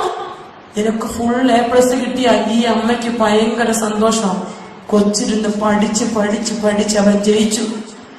A+ ഒക്കെ കിട്ടി, 10ലും കിട്ടി, +2ലും കിട്ടി. പിന്നെ നമ്മുടെ കൈവിട്ടങ്ങ് പറക്കും. പ്രൊഫഷണൽ കോഴ്സിനും ഡിഗ്രിക്കും ഒക്കെ ആയിട്ട് അങ്ങ് പറക്കാൻ തുടങ്ങും. ഇപ്പൊ നിങ്ങൾ ഒരു സാധനം മേടിച്ചു കൊടുക്കും, ഒരു മൊബൈലും. അവൻ അങ്ങനെ പറക്കാൻ തുടങ്ങി. അങ്ങനെ പറന്ന് വചനമില്ലാതെ 1ാം വർഷം 5 വിഷയമുണ്ടെങ്കിൽ 3 അവർ എത്തിപ്പിടിച്ചു, 2 താഴോട്ട്. 2ാമത്തെ സെമസ്റ്റർ ആയപ്പോ 5 താഴോട്ട്. അമ്മയ്ക്കും അപ്പനും ഇതൊന്നും അറിയത്തില്ല, പള്ളി പോക്കും ഇല്ല, ബൈബിൾ വായനയില്ല. ഇങ്ങനെ മുന്നോട്ട് അവൻ യാത്ര ചെയ്ത് അവസാനം എങ്ങും എത്താതെ നിൽക്കും. ചേട്ടന്മാരുടെ ചോദ്യം, 4 ചക്രമുള്ള ഒരു വണ്ടി, ആ വണ്ടിയുടെ ഒരു ചക്രം തെറിച്ചു പോയാൽ എന്ത് സംഭവിക്കും ചേട്ടന്മാരെ? പറഞ്ഞോളൂ. കേക്കത്തില്ല. വണ്ടി മറിയും, ഉറപ്പാണ്. വണ്ടി മറിയും, മാറ്റമില്ലല്ലോ. എന്നാൽ എന്റെ ഒരു ചിന്തയിൽ നിന്ന്, ഓടിക്കൊണ്ടിരിക്കുന്ന ഒരു വണ്ടിയുടെ ഒരു ചക്രം തെറിച്ചു പോയാൽ ആ സമയത്ത് അത് മറിയില്ല. അല്പദൂരം കൂടി മുന്നോട്ട് ഓടിയിട്ടേ അത് മറിയൂ. ശരിയാണോ ചേട്ടന്മാരെ? ആണോ? ചക്രം തെറിക്കുമ്പോൾ അറിയില്ല. അത് അല്പദൂരം കൂടി മുന്നോട്ട് ചെന്നിട്ട് ഇടിച്ചൊരു നിപ്പുണ്ട്, ഒരു ദുരന്തം, കണ്ണിന് കാണാൻ പറ്റാത്തൊരു ദുരന്തം ഇന്ന് ജീവിതങ്ങളിൽ സംഭവിച്ചു കൊണ്ടിരിക്കുന്നത്. അതാണെന്നൊന്നല്ല, ഒത്തിരി തവണ ഞാൻ കണ്ടു കഴിഞ്ഞു. ഈ ചക്രം എന്നൊക്കെ പറയുന്നതുണ്ടല്ലോ, ഓടണമെങ്കിൽ വിശുദ്ധ വചനം കൂടെ ഇരിക്കണം. വിശുദ്ധ കുർബാന ചങ്കിലിരുന്നാലേ നിന്റെ ജീവിതം തട്ടലില്ലാതെ മുട്ടലില്ലാതെ ലക്ഷ്യത്തിലേക്ക് എത്തൂ. എന്തേ? പകുതി വരെ പഠിച്ചു, മുകളിൽ വരെ പഠിച്ചു, ഇന്റർവ്യൂവിൽ ക്ലിയർ ആകില്ല. കാരണം ജീവിതത്തിന് ഷേപ്പ് നഷ്ടപ്പെട്ടു കഴിഞ്ഞു. ആസ്വദിക്കാനുള്ളതെല്ലാം ആസ്വദിച്ചു, തകർന്ന് തരിപ്പണമായി പോയിട്ട് ജോലിയില്ലാത്ത അവസ്ഥയിൽ വേദനിക്കുന്ന എത്രയോ ജീവിതങ്ങളെ ഞാൻ കണ്ടിട്ടുണ്ടെന്നറിയോ? ഒരുപാട് ജീവിതങ്ങളെ. പിന്നെ അമ്മച്ചമാർക്ക് പുതിയൊരു ഭാഷനാണ്. ഡിഗ്രിക്ക് പഠിക്കുന്ന കൊച്ചൊക്കെയാണെങ്കിൽ അവൻ വന്നില്ലേലും കുടുംബ പ്രാർത്ഥന അങ്ങ് തുടങ്ങിയേക്കും. അവൻ എപ്പോഴേലും വലിയ ആർക്ക് കാത്തിരിക്കാൻ അവൻ അവിടെ നിന്ന് മാറി. അവൻ ഒരു ദിവസം മാറി, 2ാം ദിവസം മാറി. പിന്നെ അവൻ ഉണ്ടെങ്കിലും വരുവോ? ഇല്ല. ഇതാരിട്ട് കൊടുത്ത വഴിയാ? ആരിട്ടതാ? നിങ്ങളിട്ടതാ. നിങ്ങൾ അറിയുന്നില്ല. ചുവടുകൾ മാറി പോകുന്നതും, കല്ലുകൾ തെറിക്കുന്നതും, ചക്രങ്ങൾ ഊരുന്നതും പ്രിയപ്പെട്ട ജീവിതങ്ങളെ അറിയാതെ പോകുമ്പോൾ നഷ്ടപ്പെട്ടു പോകുന്നത് നിങ്ങളുടെ തന്നെ ജീവിതവും കുടുംബത്തിന്റെ ബന്ധങ്ങളുമാണെന്ന് തിരിച്ചറിയാൻ പറ്റിയാൽ മക്കളെ വചനം പഠിപ്പിക്കാൻ തുടങ്ങണം. പഠിക്കാൻ നിൽക്കുന്ന കുരുക്കളോടെല്ലാം പറയണം, മക്കളെ ഒരു വചനം വായിക്കും. എത്ര നേരം എടുക്കും? ഒരു വചനം വായിക്കാൻ എത്ര നേരം എടുക്കൂടാ? 5 മിനിറ്റ് എടുക്കുമോ? എത്ര നേരം എടുക്കും? 1 മിനിറ്റ് മാക്സിമം. ഒറ്റ വചനം വായിക്കാൻ 1 മിനിറ്റ് മതി. ഒറ്റ വചനം വായിച്ചിട്ട് 10 കൃപ നിറഞ്ഞ മറിയം ചൊല്ലാൻ എത്ര മിനിറ്റ് എടുക്കും? 5 മിനിറ്റ് അത് ചെല്ലിട്ടില്ല. അവൻ എന്റെ നേരെ നോക്കുന്ന സിസ്റ്റർ, ഞാൻ ചെല്ലിട്ടുമില്ല എണ്ണിട്ടുമില്ല. എത്ര നേരം എടുക്കും? 4 മിനിറ്റ് കൂട്ടി. അപ്പൊ ടോട്ടൽ 5 മിനിറ്റ്. ഈ 5 മിനിറ്റ് ഈശോയ്ക്കും മാതാവിനും കൊടുത്തിട്ട് ബാക്കി ഇഷ്ടം പോലെ നീ പഠിക്ക്. നിന്റെ ഒപ്പം നീ അറിഞ്ഞോ അറിയാതെ ചൊല്ലിയ പ്രാർത്ഥനയിൽ ആര് കൂടെ ഇരിക്കും? ഈശോയും മാതാവും കൂടെ ഇരിക്കും. മറക്കുമോ നീ? പരീക്ഷയ്ക്ക് കയറുമ്പോ നീ മറക്കുമോ? മറക്കാൻ സ്വർഗം സമ്മതിക്കില്ല. കൊടുക്കൊരു വില തമ്പുരാന്, കൊടുക്കൊരല്പസമയം കൊടുത്ത് കഴിയുമ്പോണ്ടല്ലോ സ്വർഗം ഇട്ടുതരും. പ്രിയപ്പെട്ട മക്കളെ, ഈ ഇടവകയിൽ ഇന്നലെ തൊട്ട് ഈശോയോട് പറയുവാണ്, പല കുടുംബങ്ങളിലും ജപമാലയില്ല. സത്യമോ എന്ന് എനിക്ക് അറിഞ്ഞുകൂടാ. നിങ്ങൾ ആരുടെ പെരുന്നാൾ ആഘോഷിക്കാൻ പോണേ? അയ്യോ, ഇത്രയും അഭിമാനത്തോടെ പറയുമ്പോ എന്ത് പ്രാർത്ഥിക്കണം? എന്ത് പ്രാർത്ഥിക്കണം? കുടുംബത്തിൽ കർത്താവ് ഇന്നലെ വ്യക്തമായിട്ട് പറഞ്ഞാൽ, ഇന്ന് ഞാൻ പറയൂന്ന് പറഞ്ഞത് കുറച്ചു പേര് അതുകൊണ്ടാണ് അത് വരാത്തേന്ന് എനിക്ക് വന്നിട്ടുണ്ടോന്ന് അറിയത്തില്ല. ഇന്ന് ഞാൻ പറയൂന്ന് പറഞ്ഞായിരുന്നു. എന്ത് കർത്താവ് പറയുമ്പോ എനിക്ക് പറഞ്ഞിട്ട് പോട്ടെ, പറഞ്ഞിട്ട് പോകണം. നിങ്ങളുടെ കുടുംബങ്ങളിൽ ജപമാല പ്രാർത്ഥനയില്ല മക്കളെ. ജപമാല പ്രാർത്ഥന പല കുടുംബങ്ങളിലും നഷ്ടപ്പെട്ടിരിക്കുന്ന ഒരു ഇടവകയാണിതെന്ന് എനിക്ക് പൂർണ്ണ ബോധ്യമുണ്ട്. അതുകൊണ്ട് തിരിച്ചു പിടിക്കാൻ തയ്യാറാകാതെ ഈ പെരുന്നാൾ എത്ര ആഘോഷിച്ചിട്ടും കാര്യമില്ല കേട്ടോ. അമ്മ വന്നിങ്ങനെ പൊതിഞ്ഞു പിടിക്കണം നമ്മുടെ മക്കളെ. അമ്മ ജപമാല ചേർത്ത് പിടിച്ചില്ലെങ്കിൽ കഴുകൻ വന്ന് രാജിക്കൊണ്ടു പോകും. അത് മറക്കരുത്. പ്രത്യേകിച്ച് അമ്മച്ചിമാര് അത് മറക്കാൻ പാടില്ല. സ്വർഗത്തിന്റെ അനുഗ്രഹം എന്നെയും നിങ്ങളെയും തേടി വരാൻ പരിശുദ്ധ അമ്മയിലൂടെ സ്വർഗം തന്നിട്ടുണ്ട്. ഒരു അനുഗ്രഹം മറക്കരുത്. ജപമാല കയ്യിലെടുത്ത് പ്രാർത്ഥിക്കണം. പ്രാർത്ഥന വിടും തോറും, വചനം വിടും തോറും ആര് കയറിക്കൊണ്ടിരിക്കും? ആര് കയറിക്കൊണ്ടിരിക്കും? സാത്താൻ കയറിക്കൊണ്ടിരിക്കും. പിന്നെ സമാധാനമുണ്ടോ? എപ്പോ കുരിശ് വരേണ്ടിരുന്നാലും പറഞ്ഞോളൂ ബാക്കി. എപ്പം പ്രാർത്ഥിക്കാനിരുന്നാലും എന്തേലും കുഴപ്പമുണ്ടാകും. എന്തേലും കുഴപ്പം സിസ്റ്റർ, ഒരുമിച്ച് പ്രാർത്ഥിക്കാൻ പറ്റത്തില്ല. എപ്പം പ്രാർത്ഥിക്കാനിരുന്നാലും ഒരു പ്രശ്നം ഉണ്ടാകും. അല്ലെങ്കിൽ ഒന്നുകിൽ ചേച്ചി, അല്ലെങ്കിൽ കൊച്ചു, അല്ലെങ്കിൽ ഇത് നടക്കില്ല. അങ്ങനത്തെ അവസ്ഥ വരുമ്പോ അവിടെ ആര് കളിക്കുന്നുണ്ട്? ആര് കളിക്കുന്നുണ്ട്? അപ്പൊ ചിന്തിച്ചോണം, എന്റെ കുടുംബത്തിൽ ആരുണ്ട്? ആരുണ്ട്? സാത്താനുണ്ട്. അപ്പോ അതിനെ ഇറക്കി വിടണോ? വേണോ? സാത്താനെ ഇറക്കി വിടണമെങ്കിൽ എന്ത് ചെയ്യണം? എന്തായുധം എടുക്കണം? സ്വന്തം ശക്തി കൊണ്ട് പറ്റുമോ? ഇല്ല. വചനവും ജപമാലയും എന്ന ആയുധം കയ്യിലെടുക്കണം. എടുക്കാൻ തയ്യാറാകാതെ ഈ പെരുന്നാൾ ആഘോഷിക്കാൻ നിങ്ങൾ മുന്നോട്ട് പോകരുത്. പ്രിയപ്പെട്ട മക്കളെ, റാസയൊക്കെ ഗംഭീരമായിട്ട് നടത്തുമായിരിക്കും. പക്ഷേ കർത്താവിന്റെ വചനം ചങ്കോട് ചേർക്കാനും ജപമാല കയ്യിലെടുത്ത് പ്രാർത്ഥിക്കാനും പറ്റാത്ത ജീവിതങ്ങൾ മുന്നോട്ട് എത്ര ആഘോഷം നടത്തിയാലും അതൊക്കെ പുറമോടിയായി പോകും. നുണയൊന്നും പറയുമല്ല, കുറ്റപ്പെടുത്താനുമല്ല. ഈശോ എന്നെ കാണിച്ചത് ഒരു വലിയ കുമ്പിട, പക്ഷെ അതിന്റെ പുറത്ത് ഒന്നുമില്ലെന്നാ പറഞ്ഞു. വിഷമായോ നിങ്ങൾക്ക്? വിഷമായോ? നിങ്ങളെ കുറിച്ച് പ്രാർത്ഥിച്ചപ്പോ പറഞ്ഞാൽ ഈ സിസ്റ്റർ വലിയ വിശുദ്ധിയൊന്നുമല്ല, പക്ഷെ കർത്താവ് പറഞ്ഞു ഉള്ളിന്റെ ഉള്ളിൽ അധികം കനവൊന്നുമില്ല. അങ്ങനെ ഇരുന്നാൽ ശരിയാവോ? പള്ളി പണി നടന്നുകൊണ്ടിരിക്കുമല്ലേ? അഭിഷേകം ഒഴുകണ്ടേ പള്ളിയിൽ നിന്നത്? വേണം. നമ്മുടെ ജീവിതത്തിൽ പ്രാർത്ഥനയുടെ സംഭാരം നിറയ്ക്കണം. പ്രാർത്ഥനയുടെ കനവുള്ള അമ്മച്ചിമാരാകണം. അപ്പച്ചമാരോട് ഒത്തിരി ഒന്നും ഞാൻ പറയില്ല, പക്ഷെ അമ്മച്ചിമാര്, പ്രാർത്ഥനയുടെ കനമുള്ള അമ്മച്ചിമാര്, വചനം ഹൃദയത്തിൽ നിറഞ്ഞ അമ്മച്ചിമാര് ഇടവകയിലുണ്ടെങ്കിൽ ഈ ഇടവക അഭിഷേകത്തെ നിറവുള്ളതായി മാറും. പുനരുദ്ധരിക്കപ്പെടുന്ന പുതിയ അഭിഷേകം എന്നെയും നിങ്ങളെയും തേടി വരും. കരങ്ങൾ ഉയർത്തി സ്തുതിച്ച് പ്രാർത്ഥിച്ചേ, ശക്തമായിട്ട് സ്തുതിച്ചേ. ഹല്ലേലൂയ, ഹല്ലേലൂയ, ഹല്ലേലൂയ. ഓരോ സ്വരമുയർത്തി സ്തുതിക്കട്ടെ. എല്ലാ ജീവിതങ്ങളും സ്തുതിക്കട്ടെ. ഹല്ലേലൂയ, ഹല്ലേലൂയ. കർത്താവേ, സ്തുതിക്കുന്നു. ഈശോയെ, നന്ദി, നന്ദി, നന്ദി. ചോദിച്ച് പ്രാർത്ഥിക്കുക. കർത്താവേ, കൃപ നിറയ്ക്കണമേ, അഭിഷേകം നിറയ്ക്കണമേ, അനുഗ്രഹം തരണമേ എന്ന് പ്രാർത്ഥിക്കുക. Hallelujah, hallelujah.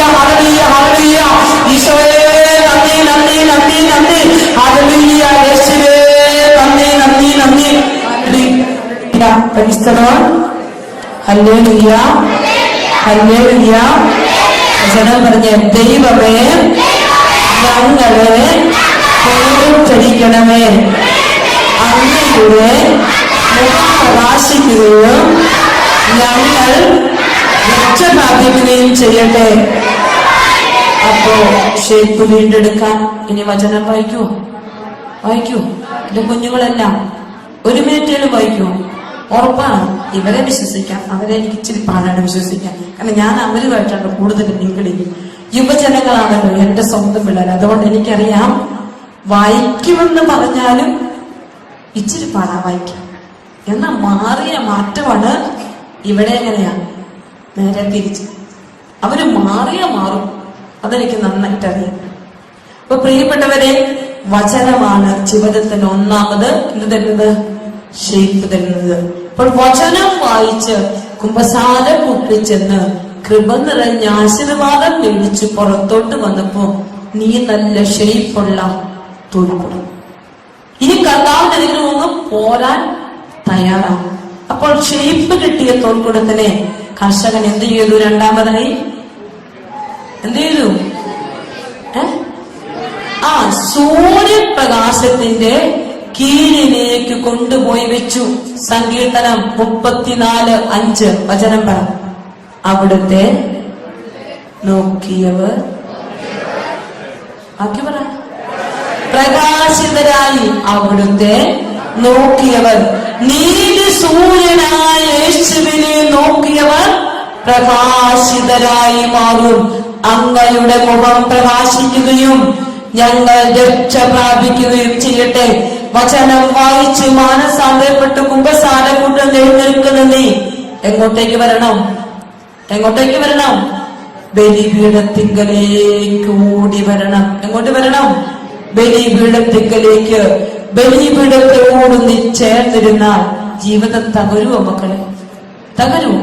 ഒന്നുമില്ലാത്തവനെ സമ്പന്നനാക്കുന്ന ഇടം എവിടെയാ? വിശുദ്ധ കുർബാനയാണ്. ഒന്നുമില്ലാത്ത ജീവിതങ്ങളെ സമ്പന്നമാക്കുന്നത് ബലിപീഠമാണ്, വിശുദ്ധ കുർബാനയാണ്. സർവ സമ്പത്തും എവിടെയുണ്ട്? ബലിപീഠത്തിലുണ്ട്. സ്വർഗത്തിന്റെ മുഴുവൻ കൃപകളിൽ ഇറങ്ങി വരുന്ന ഏക സ്ഥലമാണ് വിശുദ്ധ കുർബാനയുടെ ഇടം, ബലിപീഠം. മറക്കരുത് മക്കളെ. വിശുദ്ധ കുർബാനയുടെ ഇടമുണ്ടല്ലോ, ആ ബലിപീഠത്തിൽ സർവ സമ്പത്തും ഇറങ്ങി വരും. എനിക്കുണ്ട് ഒത്തിരി ജീവിതങ്ങൾ, ബലിപീഠം സമ്പന്നമാക്കിയ ഒത്തിരി ജീവിതങ്ങൾ, ഒരുപാട് ജീവിതങ്ങൾ. ഞാൻ ചില ടോക്കിലൊക്കെ പറഞ്ഞിട്ടുണ്ട് ജിൻസനെ കുറിച്ച്. നിങ്ങൾ കേട്ടിട്ടുണ്ടോ എന്നറിയത്തില്ല. കടമ്മനിട്ട് എങ്ങാണ്ട് വന്നപ്പോ ഞാൻ പറഞ്ഞു, ജിൻസൻ ഒരു ചെറുപ്പക്കാരൻ കർത്താവിന്റെ ബലിപീഠത്തിൽ 10ാം ക്ലാസ്സിൽ 250 മാർക്ക് മാത്രം മേടിച്ച് ബലിപീഠം മാത്രം ആശ്രയിച്ച് ഒരു ദിവസം പോലും കുർബാന മുടക്കാതെ ജീവിച്ച അവന്റെ ജീവിതം 12 വർഷങ്ങൾക്ക് ശേഷം ഇന്ത്യയിൽ ഏറ്റവും ഉയർന്ന കമ്പനിയിൽ 2 ലക്ഷം രൂപ സാലറിയോടുകൂടി ജീവിക്കുന്ന ജിൻസൺ എന്ന് പറയുന്ന കോതമംഗലത്തെ ഒരു ചെറുപ്പക്കാരന്റെ ജീവിതം കഥ കേട്ടുകഴിഞ്ഞപ്പോ കണ്ണുനീരൊഴുക്കി ബലിപീഠത്തെ സമീപിക്കാനേ എനിക്ക് സാധിച്ചിട്ടുള്ളൂ മക്കളെ. 10ാം ക്ലാസ്സിന്റെ 250 മാർക്കിന്റെ വിദ്യാഭ്യാസം മാത്രം കൈമുതലുള്ള ഒരു ചെറുപ്പക്കാരന് ഇന്ത്യയിൽ കിട്ടുന്ന സാലറിയാണ് ഞാൻ പറഞ്ഞത്. എത്ര? 2 ലക്ഷം. വലിയ ഗാംഭീര്യം കൊണ്ട് കിട്ടിയതാണോ? ആരെങ്കിലും കൊണ്ടുപോയി ഉയർത്തി വെച്ചതാണോ? അവൻ പറയുകയാ, സിസ്റ്ററെ, 7ാം ക്ലാസ് മുതൽ ഇന്നെനിക്ക് 32 വയസ്സ്. അറിഞ്ഞുകൊണ്ട് ഒരു ദിവസം പോലും ഞാൻ വിശുദ്ധ കുർബാന മുടക്കിയിട്ടില്ല. പറയാൻ പറ്റുമോ നിങ്ങൾക്ക്? പറ്റുമോ? ഇന്ന് അനുഗ്രഹം നഷ്ടപ്പെട്ടിട്ടുണ്ടെങ്കിൽ അനുഗ്രഹമുള്ളിടത്തേക്ക് പോകുന്നത് കുറഞ്ഞു പോയില്ല. സമ്പത്തിനെ തേടി നീ ചെല്ലണം. സ്വർഗീയ സമ്പത്ത് ഇവിടെ ഇരിപ്പുണ്ട്. അങ്ങോട്ട് പോകാൻ നിന്റെ കാലിന് ചലനശക്തി നഷ്ടപ്പെട്ടോ? മനഃപൂർവ്വം കുത്തിയിരിക്കുമോ? കുർബാന മുടക്കുമ്പോൾ നീ ഓർക്കണം, ബലിപീഠത്തിൽ നകന്നു പോകുമ്പോ ജീവിതം പ്രകാശിക്കുകയല്ല, അന്ധകാരത്തിലേക്ക് പോകും. അവരെ നോക്കിയവർ പ്രകാശിതരായി ബലിപീഠത്തിലേക്ക് നോക്കണം. ബലിപീഠമാണ് എന്നെയും നിങ്ങളെയും പ്രകാശിപ്പിക്കുക. കാരണം സർവ സമ്പത്തുള്ളവൻ ഒരു മാംസ കഷണമായി കുരിശിൽ കിടന്നവൻ ബലിപീഠത്തിൽ ഒരപ്പത്തെ രൂപത്തിലേക്ക് ഇറങ്ങി വന്നപ്പോൾ അവന്റെ സമ്പത്ത് മുഴുവൻ എനിക്കും നിങ്ങൾക്കും വേണ്ടി ബലിപീഠത്തിൽ നിന്നുകൊണ്ട് വാരി വാരി എറിയുന്ന അനർക്ക നിമിഷമാണ് വിശുദ്ധ കുർബാന. അത് തിരിച്ചറിയാതെ അങ്ങോട്ടും ഇങ്ങോട്ടും നോക്കി നിന്ന് കുർബാന കണ്ടപ്പോൾ അത് പിടിച്ചെടുക്കാൻ കൈകൾ നീട്ടാൻ പറ്റിയില്ല. നിലത്തേക്ക് വീണുപോയി. കുടം, പുതിയ തോൾക്കുടം ആയായിരുന്നോ? ഇല്ലല്ലോ. കുർബാന കണ്ടു, തോൾക്കുടം പുത്തനല്ലായിരുന്നു. അതുകൊണ്ട് അനുഗ്രഹം നഷ്ടപ്പെട്ടു പോയി. പ്രിയപ്പെട്ടവരെ, പുതിയ രണ്ടാമത്തെ ഷേപ്പ് കിട്ടാനുള്ള രണ്ടാമത്തെ അനുഗ്രഹം എന്താണ്? വിശുദ്ധ കുർബാന. പറഞ്ഞേ, വിശുദ്ധ കുർബാന. ഇനി വിശുദ്ധ കുർബാനയിൽ കർത്താവിന്റെ എന്താണ് അനുസ്മരിക്കുന്നത്? ഈശോയുടെ പറഞ്ഞേ കുരിശിലെ ബലി ആണല്ലോ, അല്ലെ? ഈശോയുടെ ജനനം മുതൽ കാൽവരി യാഗം വരെ അനുസ്മരിക്കുന്നുണ്ട്. മലങ്കര കുർബാനയിലാണെങ്കിൽ പഴയ നിയമത്തിന്റെ അബ്രാഹത്തിന്റെ വിളി തൊട്ടാണ് നിങ്ങളുടെ കുർബാനയിൽ അങ്ങനെയാണ്. ഞങ്ങളുടെ സിറോമല കുർബാനയിൽ അങ്ങനെയല്ല. ഈശോയുടെ ജനനം തൊട്ട് ഈശോയുടെ മരണം വരെയുള്ളൂ. പക്ഷെ മലങ്കരക്കാർക്ക് അങ്ങനെയല്ല, കുറച്ചുകൂടി സമ്പത്തുണ്ട്.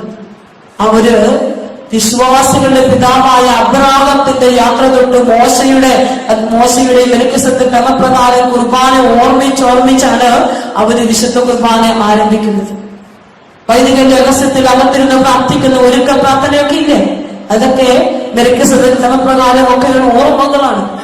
അപ്പൊ അത്രയും വലിയ സമ്പത്ത്, അന്നപോലുള്ള സമ്പത്ത് മുഴുവൻ എവിടേക്ക് വശിക്കപ്പെടും? ഈ വിശുദ്ധ ബലിപീഠത്തിൽ, മലങ്കര സഭയുടെ ബലിപീഠങ്ങളിൽ ആദിമ കാലഘട്ടം കൊണ്ടിട്ടുള്ള സമ്പത്ത് വർഷിക്കപ്പെടുക. അപ്പോൾ ഏറ്റവും സമ്പന്നരായിരിക്കുന്നത് ആരാ? മലങ്കരക്കാര്. പണത്തിലാണോ? അല്ലല്ലോ. അവർക്ക് എന്തിനേലും കുറവ് വരാൻ പാടുണ്ടോ? ആത്മീയതയിൽ പിന്നിട്ട്, ഒന്നാമത് ആത്മീയതയും രണ്ടാമത് ഭൗതികതയും. ഇത് രണ്ടിലും കുറയാൻ പാടില്ല. തിരിച്ചറിയാത്തത് കൊണ്ട് കുറഞ്ഞു പോവുകയാണ്. ഇപ്പൊ കുർബാന മുടക്കാൻ പാടുണ്ടോ? ഇല്ല. ഇനി ഈശോയുടെ കുരിശിന്റെ ചുവട്ടിൽ ആരൊക്കെ ഉണ്ടായിരുന്നു? കേട്ടത്തില്ല. ആ യോഹന്നാൻ ഉണ്ടായിരുന്നു, മഗ്ദലന മറിയം ഉണ്ടായിരുന്നു. ആണോ? രണ്ടുപേരുണ്ടായിരുന്നല്ലോ. വേറെ ആൾക്കാരുണ്ടായിരുന്നു. അങ്ങനെയാണോ? നിങ്ങൾ കറക്റ്റായിട്ട് പറ. യോഹന്നാനും പരിശുദ്ധ അമ്മയും മഗ്ദലന മറിയവും 3 പേര്.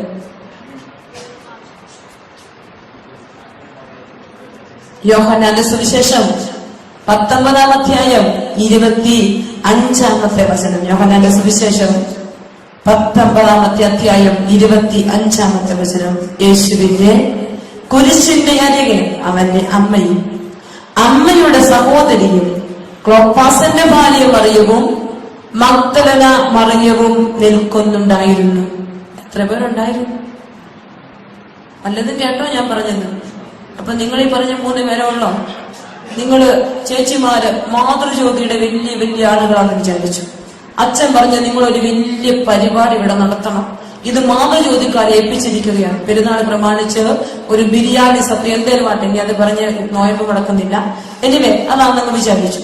അപ്പൊ മാതൃജ്യോതിയുടെ പ്രസിഡന്റൊക്കെ കാണിയല്ലേ? ചേച്ചി മുന്നിട്ട് നിന്ന് എല്ലാം ചെയ്യുന്നുണ്ടെന്ന് വിചാരിക്കുക.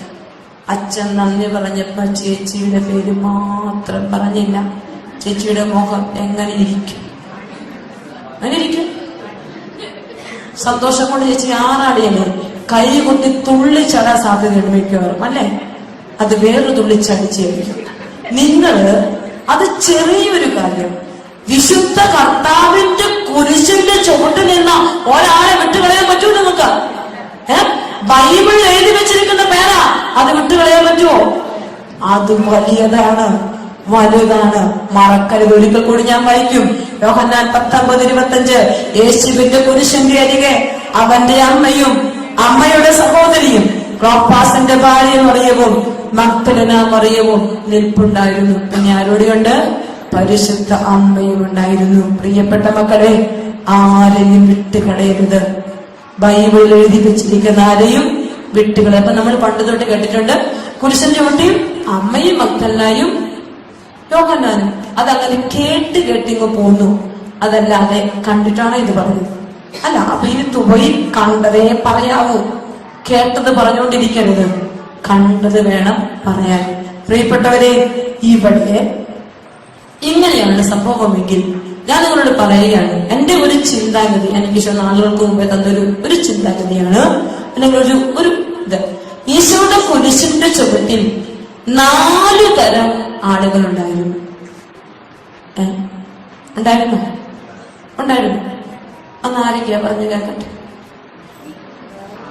അപ്പൊ ഉണ്ടായിരുന്നത് നിങ്ങൾ പറഞ്ഞു. അപ്പൊ ആരൊക്കെയാ?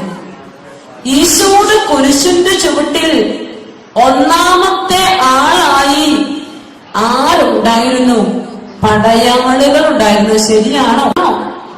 കുരിശിന്റെ ചുവട്ടിൽ പടയാളികൾ ഉണ്ടായിരുന്നു. അവരവിടെ എന്ത് ചെയ്യുകയായിരുന്നു? സ്തുതിച്ചു പാടുമായിരുന്നു. പിന്നെ നിന്ദിച്ചുകൊണ്ടിരിക്കുമായിരുന്നു. കർത്താവിനെ നിന്ദിച്ചുകൊണ്ടിരിക്കുവാൻ. കാൽവരിയിൽ പുത്രന്റെ യാഗം നടക്കുമ്പോ പടയാളികൾ യേശുവിന്റെ കുരിശിന്റെ ചുവട്ടിലുണ്ട്. പക്ഷെ അവനെ നിന്ദിച്ചുകൊണ്ടിരിക്കുകയാണ്. കുർബാനയ്ക്ക് ഓടി വരും. വന്നിട്ടോ, വന്നു കഴിഞ്ഞ് ഒരു മൊബൈൽ അനങ്ങൾ എടുത്ത് നോക്കും, അങ്ങോട്ടും ഇങ്ങോട്ടും നോക്കും, തോണ്ടും ചിരിക്കും. അൾത്താരബാലന്മാരുടെ കാര്യവും കൂടി ആ ചേർത്ത് വെച്ചുകൊള്ളുക. ബലിപീഠത്തെ ശുശ്രൂഷിക്കുന്ന അൾത്താരബാലന്മാരെ കൂടി കൂട്ടിച്ചേർത്ത് ഞാൻ പറയുക. തോണ്ടും ചിരിക്കും മാന്തും എല്ലാവർക്കും എന്തെല്ലാം ചോദിച്ചോണ്ടിരിക്കുമ്പോ ആരെ പോലെയാ? പടയാളികളെ പോലെ. എന്റെ അടുത്ത ചോദ്യം, കുരിശിൽ കിടന്നുകൊണ്ട് യേശു ക്രിസ്തു പടയാളികളോട് എന്തെങ്കിലും സംസാരിച്ചോ?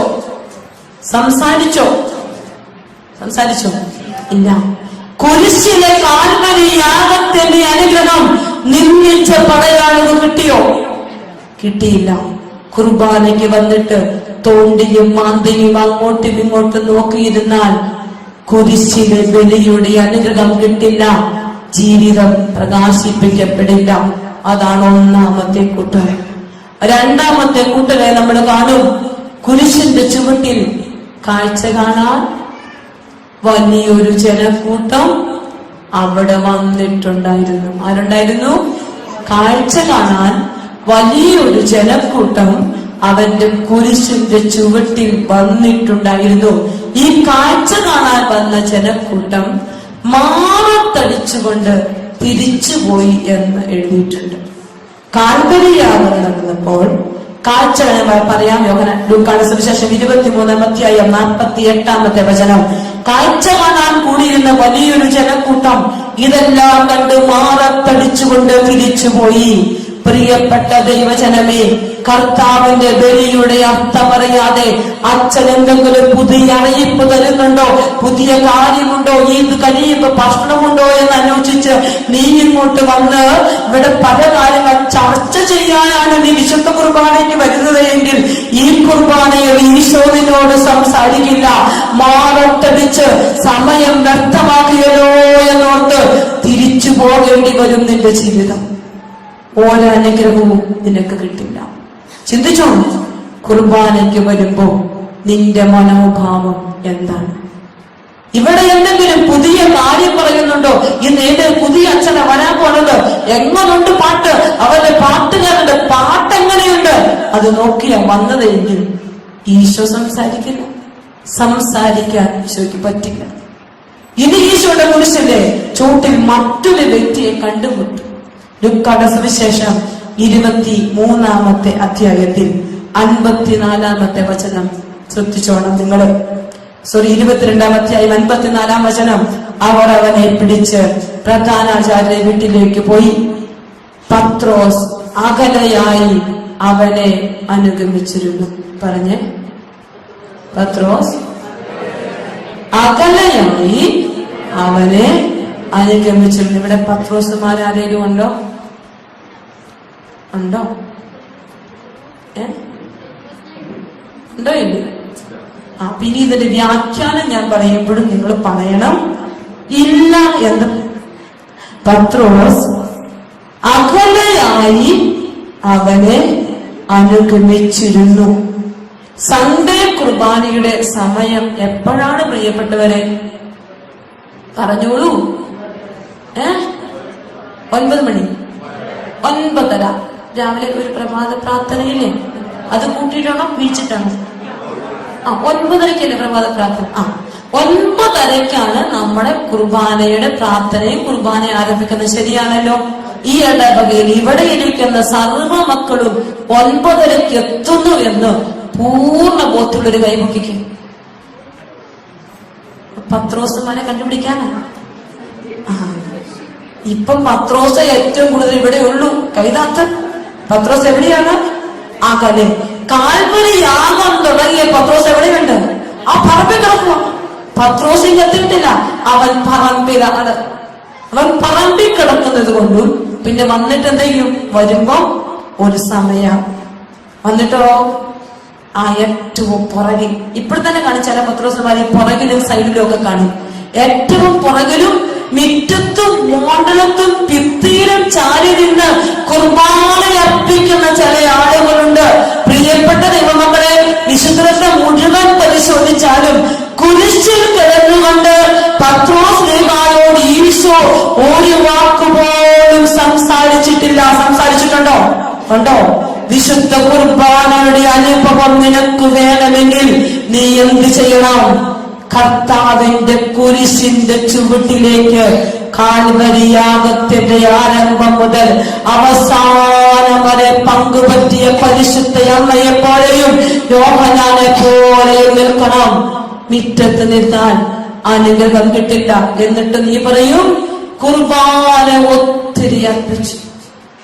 ഒരു വഴിക്ക് ഒരു ചേച്ചി വത്സായ എന്ന് പറയുന്ന ചേച്ചി കോട്ടയത്ത് നിന്ന് വിളിച്ചിരിക്കും. ഫോൺ വെക്കല്ലേ, ഫോൺ വെക്കല്ലേ. ഞാൻ പറഞ്ഞില്ല ചേച്ചി, സിസ്റ്ററെ എന്റെ കാലിന് 11 വർഷമായി ചുടുമാത വരുന്നു. സിസ്റ്ററിനോട് ഞാൻ പറഞ്ഞില്ലേ പ്രാർത്ഥിക്കാൻ. എനിക്ക് പള്ളിയിലൊന്നും പോകാൻ പറ്റത്തില്ല, ഇങ്ങനെ ചുടുമാത കൂടി പൊട്ടു. അപ്പൊ സിസ്റ്ററിനോട് പറഞ്ഞില്ലേ കുർബാനയ്ക്ക് പോകണമെന്ന്.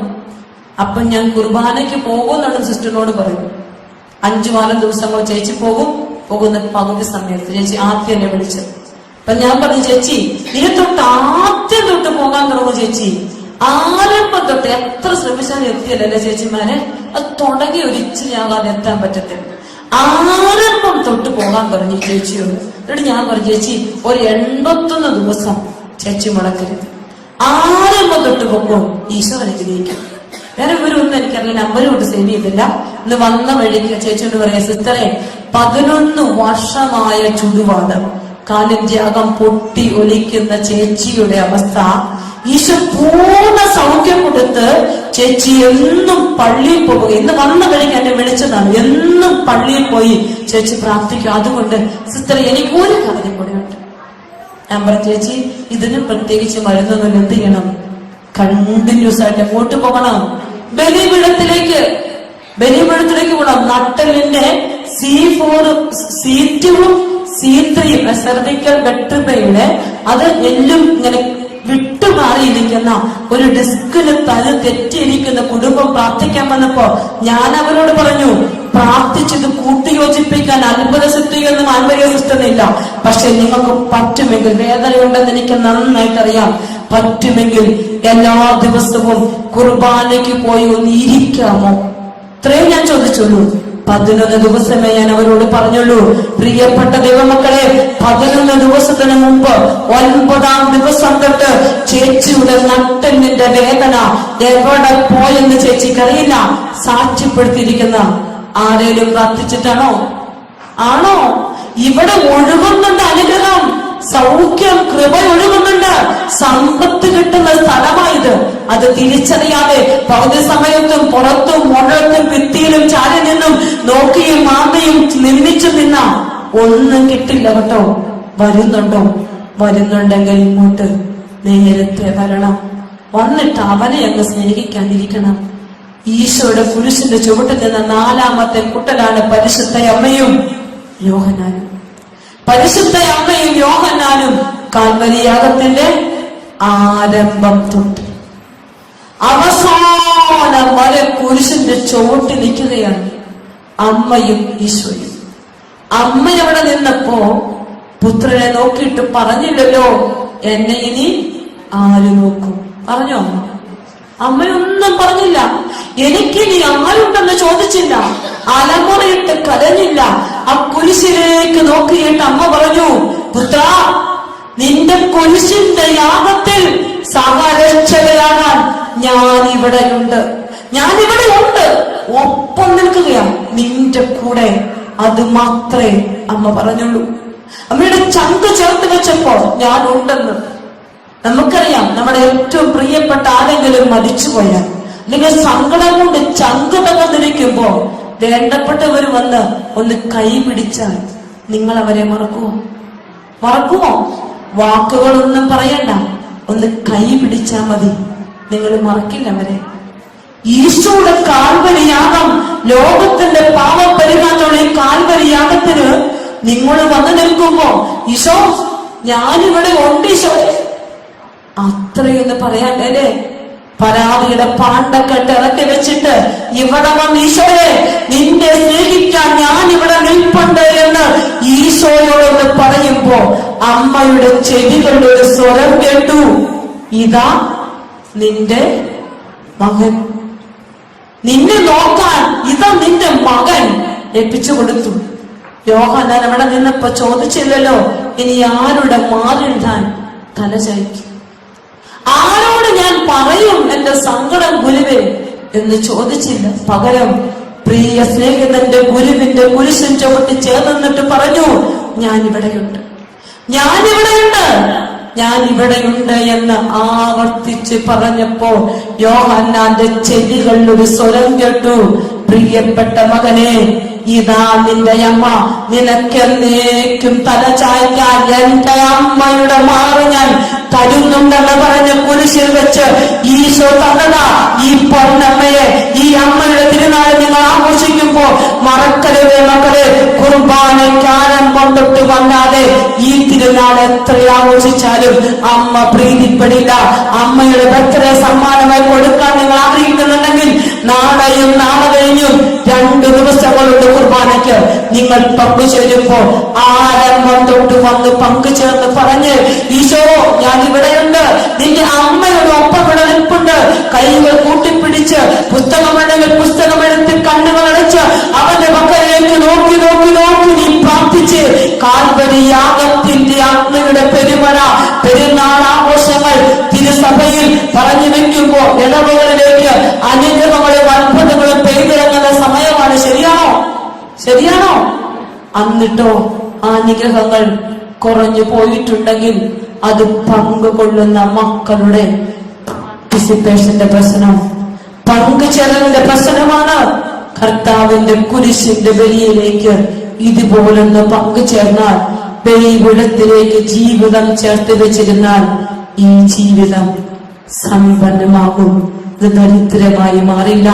കർത്താവിന് കരങ്ങൾ ഉയർത്തി കുർബാനയിൽ ആദ്യന്തം പങ്കുചേരാൻ കൃപ ചോദിച്ച് കർത്താവിന്റെ സ്നേഹത്തിൽ നിറഞ്ഞ് പ്രകാശിപ്പിക്കപ്പെടാൻ ബലിപീഠത്തോട് ചേർന്ന് നിൽക്കാൻ കൃപ ചോദിച്ച് ശ്രമിച്ച് പ്രാർത്ഥിച്ച് മക്കളെ ശക്തമായി ശ്രമിച്ച് എല്ലാ ജീവിതങ്ങളും ശ്രമിച്ച് പോലല്ലോ കരഞ്ഞ് കരഞ്ഞ് പ്രാർത്ഥിച്ച് യുവജനങ്ങൾ നന്നായി പ്രാർത്ഥിച്ച് സൺഡേ കുർബാനകൾ മുടക്കിയ കുറെ ജീവിതങ്ങൾ ഇവിടെ ഇരിപ്പുണ്ട്. ഈശോയുടെ കുരിശിലെ സ്നേഹത്തിന് നിൽക്കാൻ പറ്റാതെ പലപ്പോഴും പല യാത്രകൾ ചെയ്ത് ആഡംബരത്തിൽ ജീവിച്ച ജീവിതങ്ങൾ, കുർബാന മുടക്കിയ ജീവിതങ്ങൾ, ഈശോയോട് പറ, ഈശോ ഇന്നെന്റെ ജീവിതത്തെ പ്രകാശിപ്പിക്കണം, പുനരുദ്ധരിക്കണം, കുർബാനയിൽ പങ്കുചേരാൻ ആദ്യം പങ്കുചേരാൻ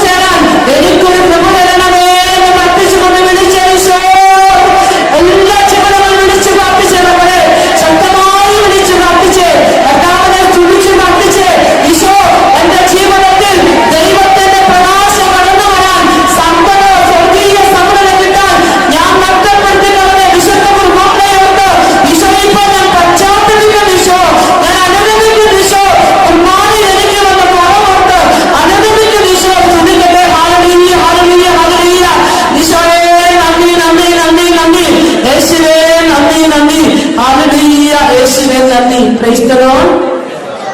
ദൈവമേ ഞങ്ങളെ പുനരുദ്ധരിക്കണമേ. അങ്ങയുടെ മുഖം പ്രകാശിക്കുകയും ഞങ്ങൾ രക്ഷ പ്രാപിക്കുകയും ചെയ്യട്ടെ. Praise the Lord. Hallelujah, hallelujah. നിങ്ങൾ എന്ത് ചെയ്യണം? കുർബാനയ്ക്ക് 9:30 വരുന്ന ആരെ തോണ്ടി വിളിക്കണം? ആരെ വിളിക്കണം? പപ്പായ അമ്മേ. പപ്പായ അമ്മേ ഉറങ്ങിക്കിടക്കുന്ന ചേട്ടന്മാരെ ചേച്ചിമാരെ ആര് വിളിക്കും?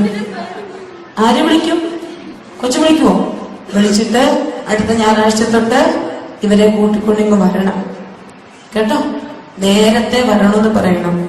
പപ്പായോടും അമ്മയോടും പറയണം.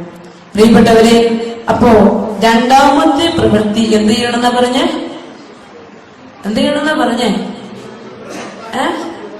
ബലിപീഠത്തോട് ചേർന്നിരിക്കണം, കുർബാനയോട് ചേർന്നിരിക്കണം. അപ്പോ ഷേപ്പ് വീണ്ടും കിട്ടി, പ്രകാശം നിറഞ്ഞു. അത് കഴിഞ്ഞു ഷേപ്പ് എന്നും കുർബാനയ്ക്ക് പോകുന്ന ചേച്ചിയും ചേട്ടനും കുഞ്ഞു കാര്യത്തിന് എന്ത് സംഭവിക്കും? ഒരസും വഴക്കുണ്ടാവും. അംഗീകരിക്കാൻ പറ്റുന്നില്ല. ഈ മുരടൽ സ്വഭാവം എന്നൊക്കെ കേട്ടിട്ടില്ലേ? ഒരു ചൊറിച്ചിലിന്റെ സ്വഭാവം. കുഞ്ഞു കാര്യത്തിന് ചൊറിച്ചിലാണ്. അങ്ങനെ ചൊറിച്ചിലുള്ളവർക്ക് ഒരു കൃപ വേണം. കാര്യം പറഞ്ഞ വിശുദ്ധിയിലൊക്കെ, പക്ഷെ കുഞ്ഞു കാര്യമാണ് പ്രശ്നം. ഉള്ളിലൊരു പിടിച്ച പ്രശ്നം എന്നൊക്കെ പറയുമല്ലോ. ആ പ്രശ്നം മാറ്റിയെടുക്കാൻ മൂന്നാമത്തെ ഒരു മെത്തേഡ് വേണം. ആ മൂന്നാമത്തെ മെത്തേഡ് കർഷകൻ എന്താ ചെയ്തേ? കർഷകൻ എന്ത് ചെയ്തു? ഒലിവെണ്ണ പരട്ടി വെച്ചു. സാമുവേൽ പ്രവാചകന്റെ 2-ാമത്തെ പുസ്തകത്തിൽ 10-ാമത്തെ അധ്യായത്തിൽ നമ്മൾ കാണും. കർത്താവ് സാമുവേൽ പ്രവാചകൻ സാമൂലിനെ അഭിഷേകം ചെയ്യാനായിട്ട് വരികയും സാമൂലിനെ അഭിഷേകം ചെയ്യാൻ കൊണ്ടുവരുമ്പോ കർത്താവ് സാമൂലിന്റെ ശിരസിൽ അഭിഷേക തൈലം എന്താണ്? ഒലിവെണ്ണ ഒഴിച്ചു. ഒലിവെണ്ണ ഒഴിച്ച് അഭിഷേകം ചെയ്തപ്പോ ആരെ കിട്ടി? പരിശുദ്ധാത്മാവിനെ കിട്ടി. 1 സാമുവേലിന്റെ പുസ്തകം 10-ാം അധ്യായം 6-ാമത്തെ വചനത്തിൽ പരിശുദ്ധാത്മാവിന്റെ അഭിഷേകം കിട്ടും നമ്മൾ കാണും. 10-ാം അധ്യായം 1-ാമത്തെ വചനം. സാമുവേൽ ഒരു പാത്രം ഒലിവെണ്ണ എടുത്ത് സാമുവേലിന്റെ ശിരസിൽ ഒഴിച്ചു. അവനെ ചുംബിച്ചിട്ട് പറഞ്ഞു, കർത്താവ് തന്റെ ജനത്തിന്റെ ഭരണാധികാരിയായി നിന്നെ അഭിഷേകിച്ചിരിക്കുന്നു. കർത്താവിന്റെ ജനത്തിന്റെ ഭരണാധികാരിയായി നിന്നെ അഭിഷേകിച്ചിരിക്കുന്നു. അതുവരെ സാധാരണ മനുഷ്യൻ വീട്ടിലെല്ലാം ഉത്തരവാദിത്തങ്ങൾ ചെയ്യുന്ന നല്ല മനുഷ്യൻ, അപ്പന്റെ കൂടെ ബലിയർപ്പിക്കുന്ന, അപ്പന്റെ ജോലി ചെയ്യുന്ന, എല്ലാ കാര്യങ്ങളും ചെയ്യുന്ന സാധാരണ മനുഷ്യൻ. ഈ സാധാരണ മനുഷ്യൻ ശിരസിലേക്ക് എന്തൊഴിച്ചു? ഒലിവെണ്ണ ഒഴിച്ചു. ഇനിയാണ് കാണുന്നത് 10-ാം അധ്യായം 6-ാമത്തെ വചനത്തിൽ സാമുവേൽ പ്രവാചകൻ സാമൂലിനോട് പറയും, അപ്പോൾ കർത്താവിന്റെ ആത്മാവ് ശക്തമായി നിന്നിൽ ആവസിക്കും. നീയും അവരോടൊപ്പം പ്രവചിക്കാൻ തുടങ്ങും. നീ മറ്റൊരു മനുഷ്യനായി മാറും. പറഞ്ഞേ, കർത്താവിന്റെ ആത്മാവ് ശക്തമായി എന്നിൽ ആവസിക്കും. ഞാനും അവരോടൊപ്പം പ്രവചിക്കാൻ തുടങ്ങും. ഞാനും മറ്റൊരു മനുഷ്യനായി മാറും. അറിയണോ നിങ്ങൾക്ക്? ഷേപ്പ് കിട്ടി പുതിയ വ്യക്തിയായി മാറണോ? വേണമെങ്കിൽ ആര് നിറയണം? നമ്മളിൽ പരിശുദ്ധാത്മാവ് നിറയണം. ആത്മാവിന്റെ ശക്തമായ അഭിഷേകം എന്റെ ജീവിതത്തിൽ കിട്ടാൻ നിങ്ങൾ പ്രാർത്ഥിക്കണം. എഫെസോസ് 5:18 അതിൽ പൗലോസ് പറഞ്ഞു വെക്കും, നിങ്ങൾ വീഞ്ഞു കുടിച്ച് ഉന്മത്തരാകരുത്, അതിൽ ദുരാസക്തിയുണ്ട്, മറിച്ച് ആത്മാവിനാൽ പൂരിതരാകുവിൻ. എന്താണ് പറഞ്ഞത്? ആത്മാവിൽ പൂരിതരാകുവിൻ എന്ന് പറഞ്ഞാൽ നിങ്ങൾ പൂരിതരായി എന്നർത്ഥമുണ്ട്. പൂരിതരാകുവിൻ എന്ന് പറയുമ്പോൾ എന്ത് ചെയ്യണം? ആകുവിൻ. എപ്പോഴും നടന്നുകൊണ്ടിരിക്കേണ്ട ഒരു പ്രക്രിയയാണ് എന്ത്? ആത്മാവിന്റെ നിറവ്. ആത്മാവിന്റെ നിറവ് കഴിഞ്ഞതല്ല, വരാൻ പോകുന്നതല്ല, മറിച്ച് നടന്നുകൊണ്ടേയിരിക്കുന്നത്. പ്രസന്റ് കണ്ടിന്യൂസ് ടെൻസ് എന്ന് പറയും, കേട്ടിട്ടില്ലടാ മക്കളെ? അതാണ് സംഭവം. പരിശുദ്ധാത്മാവ് ഇപ്പോൾ എന്റെ ജീവിതത്തിൽ വന്ന് ആവസിച്ചിങ്ങനെ തുടർന്നുകൊണ്ടേയിരിക്കണം. ഇനി എന്റെ ഒരു ക്വസ്റ്റ്യനാണ്, പരിശുദ്ധാത്മാവും ലഹരിയും വീഞ്ഞും ഒന്നാണോ? ആണോ? പരിശുദ്ധാത്മാവും വീഞ്ഞും ഒന്നാണോ? പിന്നെ എന്തിനാ പൗലോസ്ലീഹ അങ്ങനെ പറഞ്ഞേ? വീഞ്ഞു കുടിച്ച് ഉന്മത്തനാകരുത്, പകരം ആത്മാവിനാൽ പൂരിതനാകരുത്. എന്തിനങ്ങനെ പറഞ്ഞു? രണ്ടിനും എന്തുണ്ട്? ലഹരിയുണ്ട്. രണ്ടിനും ലഹരിയുണ്ട്. വീഞ്ഞു കുടിക്കുന്ന ചേട്ടൻ രാവിലെ മദ്യം കഴിച്ചിട്ട് രാവിലെ വീട്ടിൽ നിന്ന് കുഞ്ഞുങ്ങൾക്ക് ഉമ്മയും കൊടുത്ത് ജോലിക്ക് പോകുന്ന ചേട്ടൻ വൈകുന്നേരം മദ്യം കഴിച്ചിട്ട് ഇരിക്കുമ്പോ എങ്ങനെ ഇരിക്കും ചേച്ചിമാരെ? സ്വഭാവത്തിന് വല്ല മാറ്റം ഉണ്ടാകാറുണ്ടോ? ഉണ്ടോ? രാവിലെ പോയി ഉമ്മ കൊടുത്ത ചേട്ടനാണോ വൈകുന്നേരം വരുന്നത്? അല്ലല്ലോ. ചില ചേട്ടന്മാർക്ക് സ്നേഹം കൂടി 50 ഉമ്മ തിരിച്ചു തരുന്നതിൽ വരും. ചിലരോ ഉമ്മയെന്ന് പോയിട്ട് പേര് പോലും വിളിക്കാൻ പറ്റാത്ത അവസ്ഥ വരും. രാവിലെ പോയ ആളേ അല്ല, വൈകുന്നേരം വരുമ്പോ ആള് മാറി, സ്വരം മാറിയോ? സ്വരത്തിന് കനം വെച്ചു. ചിലർക്ക് സ്നേഹം കൂടി, ചിലർക്കോ ചാട്ടം കൂടി, ചിലർക്ക് ശാന്തത കൂടി. ഞാനൊരു കൊച്ചിനോട് പറഞ്ഞതാണ്, സിസ്റ്ററെ പപ്പ കുടിച്ചിട്ട് വരുന്നതായി എനിക്ക് ഒത്തിരി ഇഷ്ടം. ഞാൻ ചോദിച്ചു, അതിനോട് നീ അങ്ങനെ പറഞ്ഞേ? അതല്ലാന്നോ, പപ്പ കുടിച്ചിട്ട് വന്ന നെയ്യപ്പം കൊണ്ട് വരും, അതെനിക്ക് ഭയങ്കര ഇഷ്ടം. ഒരു നുണയും പറഞ്ഞല്ല. പിന്നെ അവള് പറഞ്ഞു, പപ്പ കുടിച്ചിട്ട് വന്ന കഴിക്കാൻ പൊക്കൂടെന്ന് ചോദിച്ചാ പപ്പ പറയും പൊക്കോളാം. ആ 2 കാര്യം കൊണ്ട് ഞാൻ പ്രാർത്ഥിക്കുന്നുണ്ട്, പപ്പാടെ കൂടി നിൽക്കല്ലേ എന്നാണ് പ്രാർത്ഥിച്ചുകൊണ്ടിരിക്കുന്നത്. അമ്മ എന്ത് പ്രാർത്ഥിക്കുവാണ്? അപ്പന്റെ കൂടി നിൽക്കണേ. ചെന്ന് പ്രാർത്ഥിക്കുന്നു, നെയ്യപ്പോ കളിയും. ഒരു നുണയോടെ ഒന്ന് അതിശയത്തിൽ ഞാൻ അത് കേട്ട് ഒത്തിരി ചിരിച്ചോണ്ട് ഇപ്പൊ എനിക്ക് ചിരി വന്നതാണ്. അപ്പോ അങ്ങനെ കൊണ്ട് ചില ചേട്ടന്മാര് കടുകിയെ പോലെ കീറിക്കൊണ്ടുവരുമ്പോ എനിക്കൊരു മേരി ചേച്ചിയുണ്ട്. മേരി ചേച്ചിയുടെ സാബു ചേട്ടൻ വരുമ്പോണ്ടല്ലോ, ചേച്ചി 5 കിലോ അരി വെച്ച് വെക്കണം. 5 കിലോ അരി ചേച്ചി വെച്ച് വെക്കണം. ചേട്ടൻ വരുമ്പോ ചോറ് വിളമ്പടി വിളമ്പും, ഒറ്റയേറും. അടുത്ത പാത്രം വിളമ്പടി. ആ കാലത്തിലെ മുഴുവൻ അരിയും തീരുന്നിടം വരെ, ചോറും തീരുന്നിടം വരെ ചേച്ചി വിളമ്പിക്കൊണ്ടിരിക്കും. അതെടുത്ത് മുഴുവൻ മുറ്റത്തേക്ക് തൂകിയെറിയുമ്പോ 2 പെൺകുട്ടികളുണ്ട്. ആ 2 പെൺകുട്ടികളും വാവിട്ട് നിലവിളിച്ച് കരഞ്ഞ് കട്ടിന്റെ കീഴിൽ കയറി ഒളിക്കും.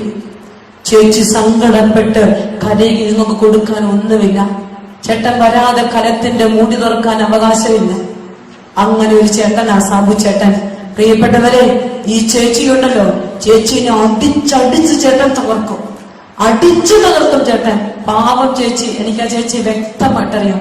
ഇന്ന ചേച്ചിയുണ്ടല്ലോ, ഒരു കുഞ്ഞു കാര്യം പ്രാർത്ഥിച്ചാ സ്വർഗം കൊടുക്കും. ചേച്ചി മുട്ടയിൽ നിന്ന് പ്രാർത്ഥനയങ്ങ് തുടങ്ങി. പ്രാർത്ഥിച്ച് ഈ ചേട്ടൻ ഒരു ദിവസം അടിക്കാൻ വന്നു. കള്ളും കുടിച്ചിട്ട് അടിക്കാൻ വന്നത് ആരുടെ രൂപം എടുത്തിട്ടാന്നറിയോ? അമ്മലോത്ഭവ മാതാവിന്റെ വലിയ ഫ്രെയിം ചെയ്ത രൂപം അവരുടെ വീട്ടിലുണ്ട്. ഇതെടുത്തിട്ട് ഈ ചേച്ചിയുടെ തലക്കെട്ട് അടിക്കാൻ വരികയാണ്. അടിക്കാൻ ചേട്ടൻ ഇങ്ങനെ ചേട്ടന്റെ കൈ പൊന്തുന്നില്ല, താഴുന്നില്ല. മേരി കുരുടി ഓളെ എന്നെ പിടിച്ചേക്കുന്നത് ചോദിച്ചു. അന്ന് ചേട്ടൻ മാനസാന്തരപ്പെട്ടതാ. വേറെ ആരുമില്ല എന്റെ കോളേജിൽ അടിക്കാൻ വരുന്ന എന്റെ മേരി ചേച്ചിയുടെ സാബു ചേട്ടന്റെ കാര്യമാണ് ഞാൻ നിങ്ങളോട് പറഞ്ഞേ. ഇന്ന കുടുംബം സ്വർഗം പോലെയാ. ഒരുമിച്ച് ഭക്ഷിക്കും, ഒരുമിച്ച് പ്രാർത്ഥിക്കും. ചേച്ചി വന്ന് മുട്ടയിൽ നിന്ന് കൈ വിരിച്ച് ജപമാല ചൊല്ലി പ്രാർത്ഥിച്ചപ്പോ ചേട്ടന്റെ സ്വഭാവത്തിന് ആര് മാറ്റം കൊടുത്തു? സ്വർഗം മാറ്റം കൊടുത്തു. മക്കളെ, മാറ്റാൻ പറ്റാത്തതൊന്നും ജപമാലയ്ക്കില്ല. എന്നിട്ട് പറഞ്ഞു വെക്കുമ്പോ, പരിശുദ്ധാത്മാവിനെ കുറിച്ച് പറഞ്ഞു വെക്കുമ്പോ ഒറ്റ കാര്യം കൂടി ചേർത്ത്, നിങ്ങൾ അമ്മയുടെ മക്കളാണ്. അതുകൊണ്ട് ജപമാല ചൊല്ലി പ്രാർത്ഥിക്കണം. ഇന്ന് രാവിലെ ഇവിടെ നിന്ന് പോകുമ്പോ ഫോണിൽ വാട്സപ്പിൽ ടെസ്റ്റിമണി വന്നു. ഞാൻ കുറച്ചു നാളിങ്ങനെ വയ്യാണ്ടൊക്കെ ഇരുന്ന സമയം ആ സമയത്തൊന്നും എനിക്ക് ഫോൺ എടുക്കാൻ പറ്റും. അപ്പൊ ഞാൻ അവരോടൊക്കെ പറയാം എനിക്ക് മെസ്സേജ് ചെയ്യുന്നു. അങ്ങനെ ഒരു കുടുംബത്തിന് ഒരു ചേച്ചിയുടെ ഹസ്ബൻഡ് ഷാർജയിലായിരുന്നു. 4 മാസമായിട്ട് ജോലി നഷ്ടപ്പെട്ട് കഴിഞ്ഞപ്പോ സങ്കടം കൊണ്ട് ആരോ നമ്പർ കൊടുത്തിട്ട് എന്നെ വിളിച്ചത്. അപ്പൊ ഞാൻ പറഞ്ഞ ഫോണിൽ സംസാരിക്കണം, മെസ്സേജ് അയക്കാൻ. അപ്പൊ ഞാൻ തിരിച്ചവർക്കൊരു മെസ്സേജ് അയച്ചു, ചേച്ചി പറ്റുമെങ്കിൽ ഇന്ന് മുതൽ ചേച്ചിയും ചേട്ടനും ഒരുമിച്ച് മുട്ടനേക്കണം. ജപമാല എടുത്ത് ചൊല്ലി പ്രാർത്ഥിച്ചു ചേച്ചി. 42 ദിവസത്തിനുള്ളിൽ ചേച്ചിയുടെ ചേട്ടന് ഈശോ ജോലി കൊടുക്കും. ഇന്ന് രാവിലത്തെ ടെസ്റ്റ് മണിയാ. സംശയമുള്ളവരുണ്ടെങ്കിൽ ഇറങ്ങി വന്നാൽ കറക്റ്റായിട്ട് ഞാൻ കാണിച്ചു തരും. എന്റെ വാട്സപ്പിൽ ഞാൻ അങ്ങോട്ട് പോയപ്പോ ഞാൻ വായിച്ചത് രാത്രി ചേച്ചി കുത്തിപ്പിടിച്ചിട്ട് എഴുതിയിരിക്കുകയാണ്. സിസ്റ്ററെ, ഞാനും എന്റെ ചേട്ടനും ഒരുമിച്ച് മുട്ടുകുത്തി ജപമാല ചൊല്ലി പ്രാർത്ഥിക്കാൻ തുടങ്ങിയെങ്കിൽ 17-ാം ദിവസം വന്നു സിസ്റ്ററെ ചേട്ടനൊരു ജോലിയുടെ ഓഫർ. അതിന്റെ പൈസയുടെ കണക്ക് പറഞ്ഞാൽ ദീർഘം എന്നൊരു സംഭവം ഉണ്ടല്ലോ പുറത്തേക്ക്, അത് എനിക്ക് കറക്റ്റായിട്ട് പറയാൻ അറിയത്തില്ല. എന്തോ ഇത്ര ലക്ഷം എന്ന് പറയുമ്പോ ചെറിയൊരു ജോലിയാണോ? നിങ്ങൾ ചിന്തിക്കണം. ഇത്രയും ലക്ഷം എന്ന് പറയുമ്പോ അത്രയും രൂപയാണ് ഈ മനുഷ്യന് മുട്ടുകുത്തി ഭാര്യയും ഭർത്താവും ഒരുമിച്ച് പ്രാർത്ഥിച്ചപ്പോ കൊടുത്തത്. ഇങ്ങനത്തെ ടെസ്റ്റിമെന്റുകളൊന്നും എനിക്ക് പറഞ്ഞറിയിക്കാൻ പറ്റില്ല. ഈ കാനഡ പ്രോസസിംഗ് ഒക്കെ പെൻഡിങ് നിൽക്കുമ്പോ അവരോട് പറയുന്ന ഒറ്റ കാര്യമാണ്, മുട്ടടിക്ക്, ജപമാല ചൊല്ല്. വരും വഴികൾ യുവജനങ്ങളുടെ ജീവിതങ്ങളിൽ പരിശുദ്ധ അമ്മ കൊടുക്കുന്ന മാറ്റങ്ങൾ ചെറുതുന്നവന്റെ മക്കളെ ഒത്തിരിയാണ്.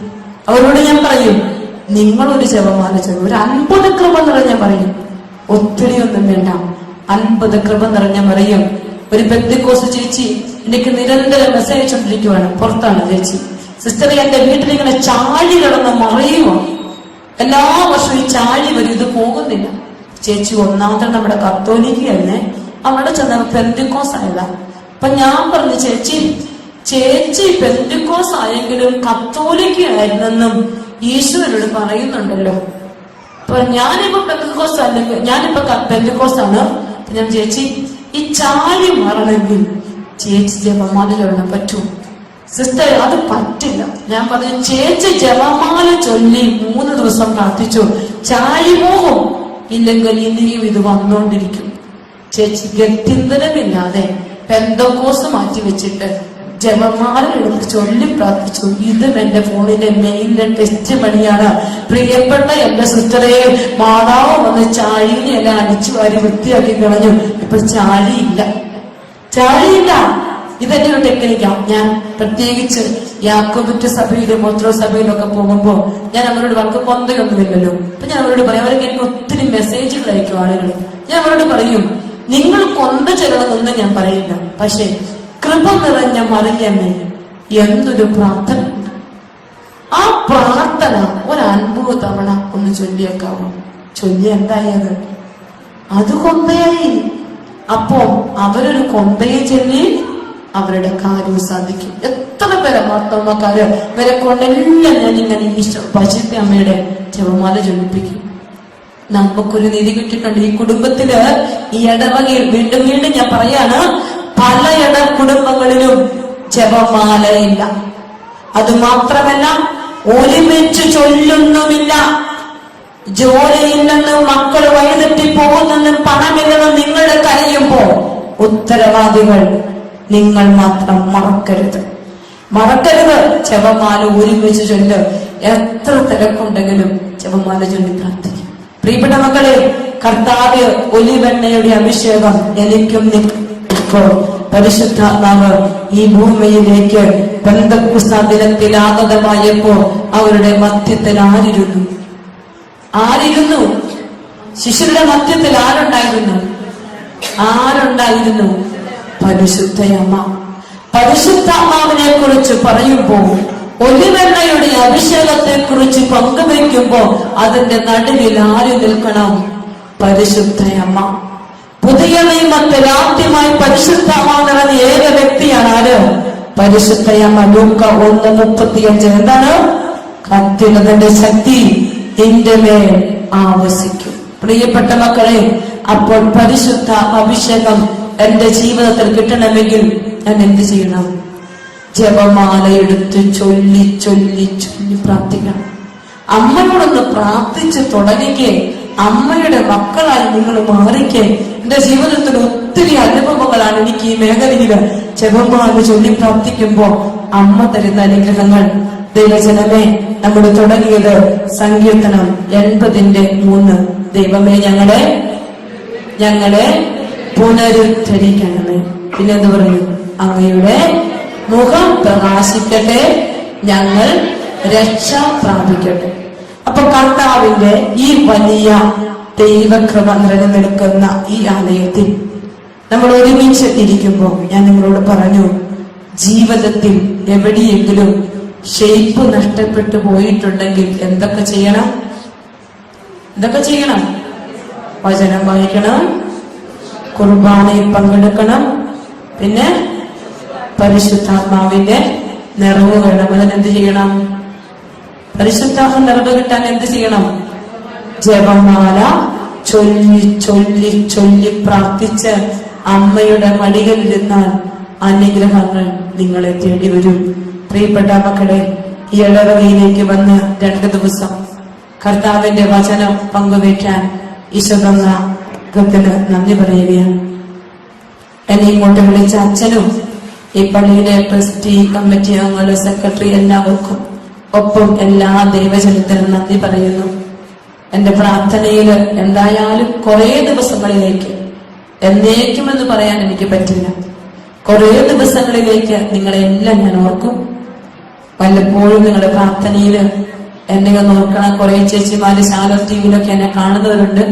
അപ്പൊ തീർച്ചയായിട്ടും അത് കാണാൻ മുതൽ കർത്താവെ ഈ സിസ്റ്ററെ ഒന്ന് അനുഗ്രഹിച്ചേക്കണേന്ന് ഒന്ന് പ്രാർത്ഥിച്ചേക്കണം. അപ്പൊ ഈശോ നിങ്ങളെല്ലാവരും അനുഗ്രഹിക്കട്ടെ.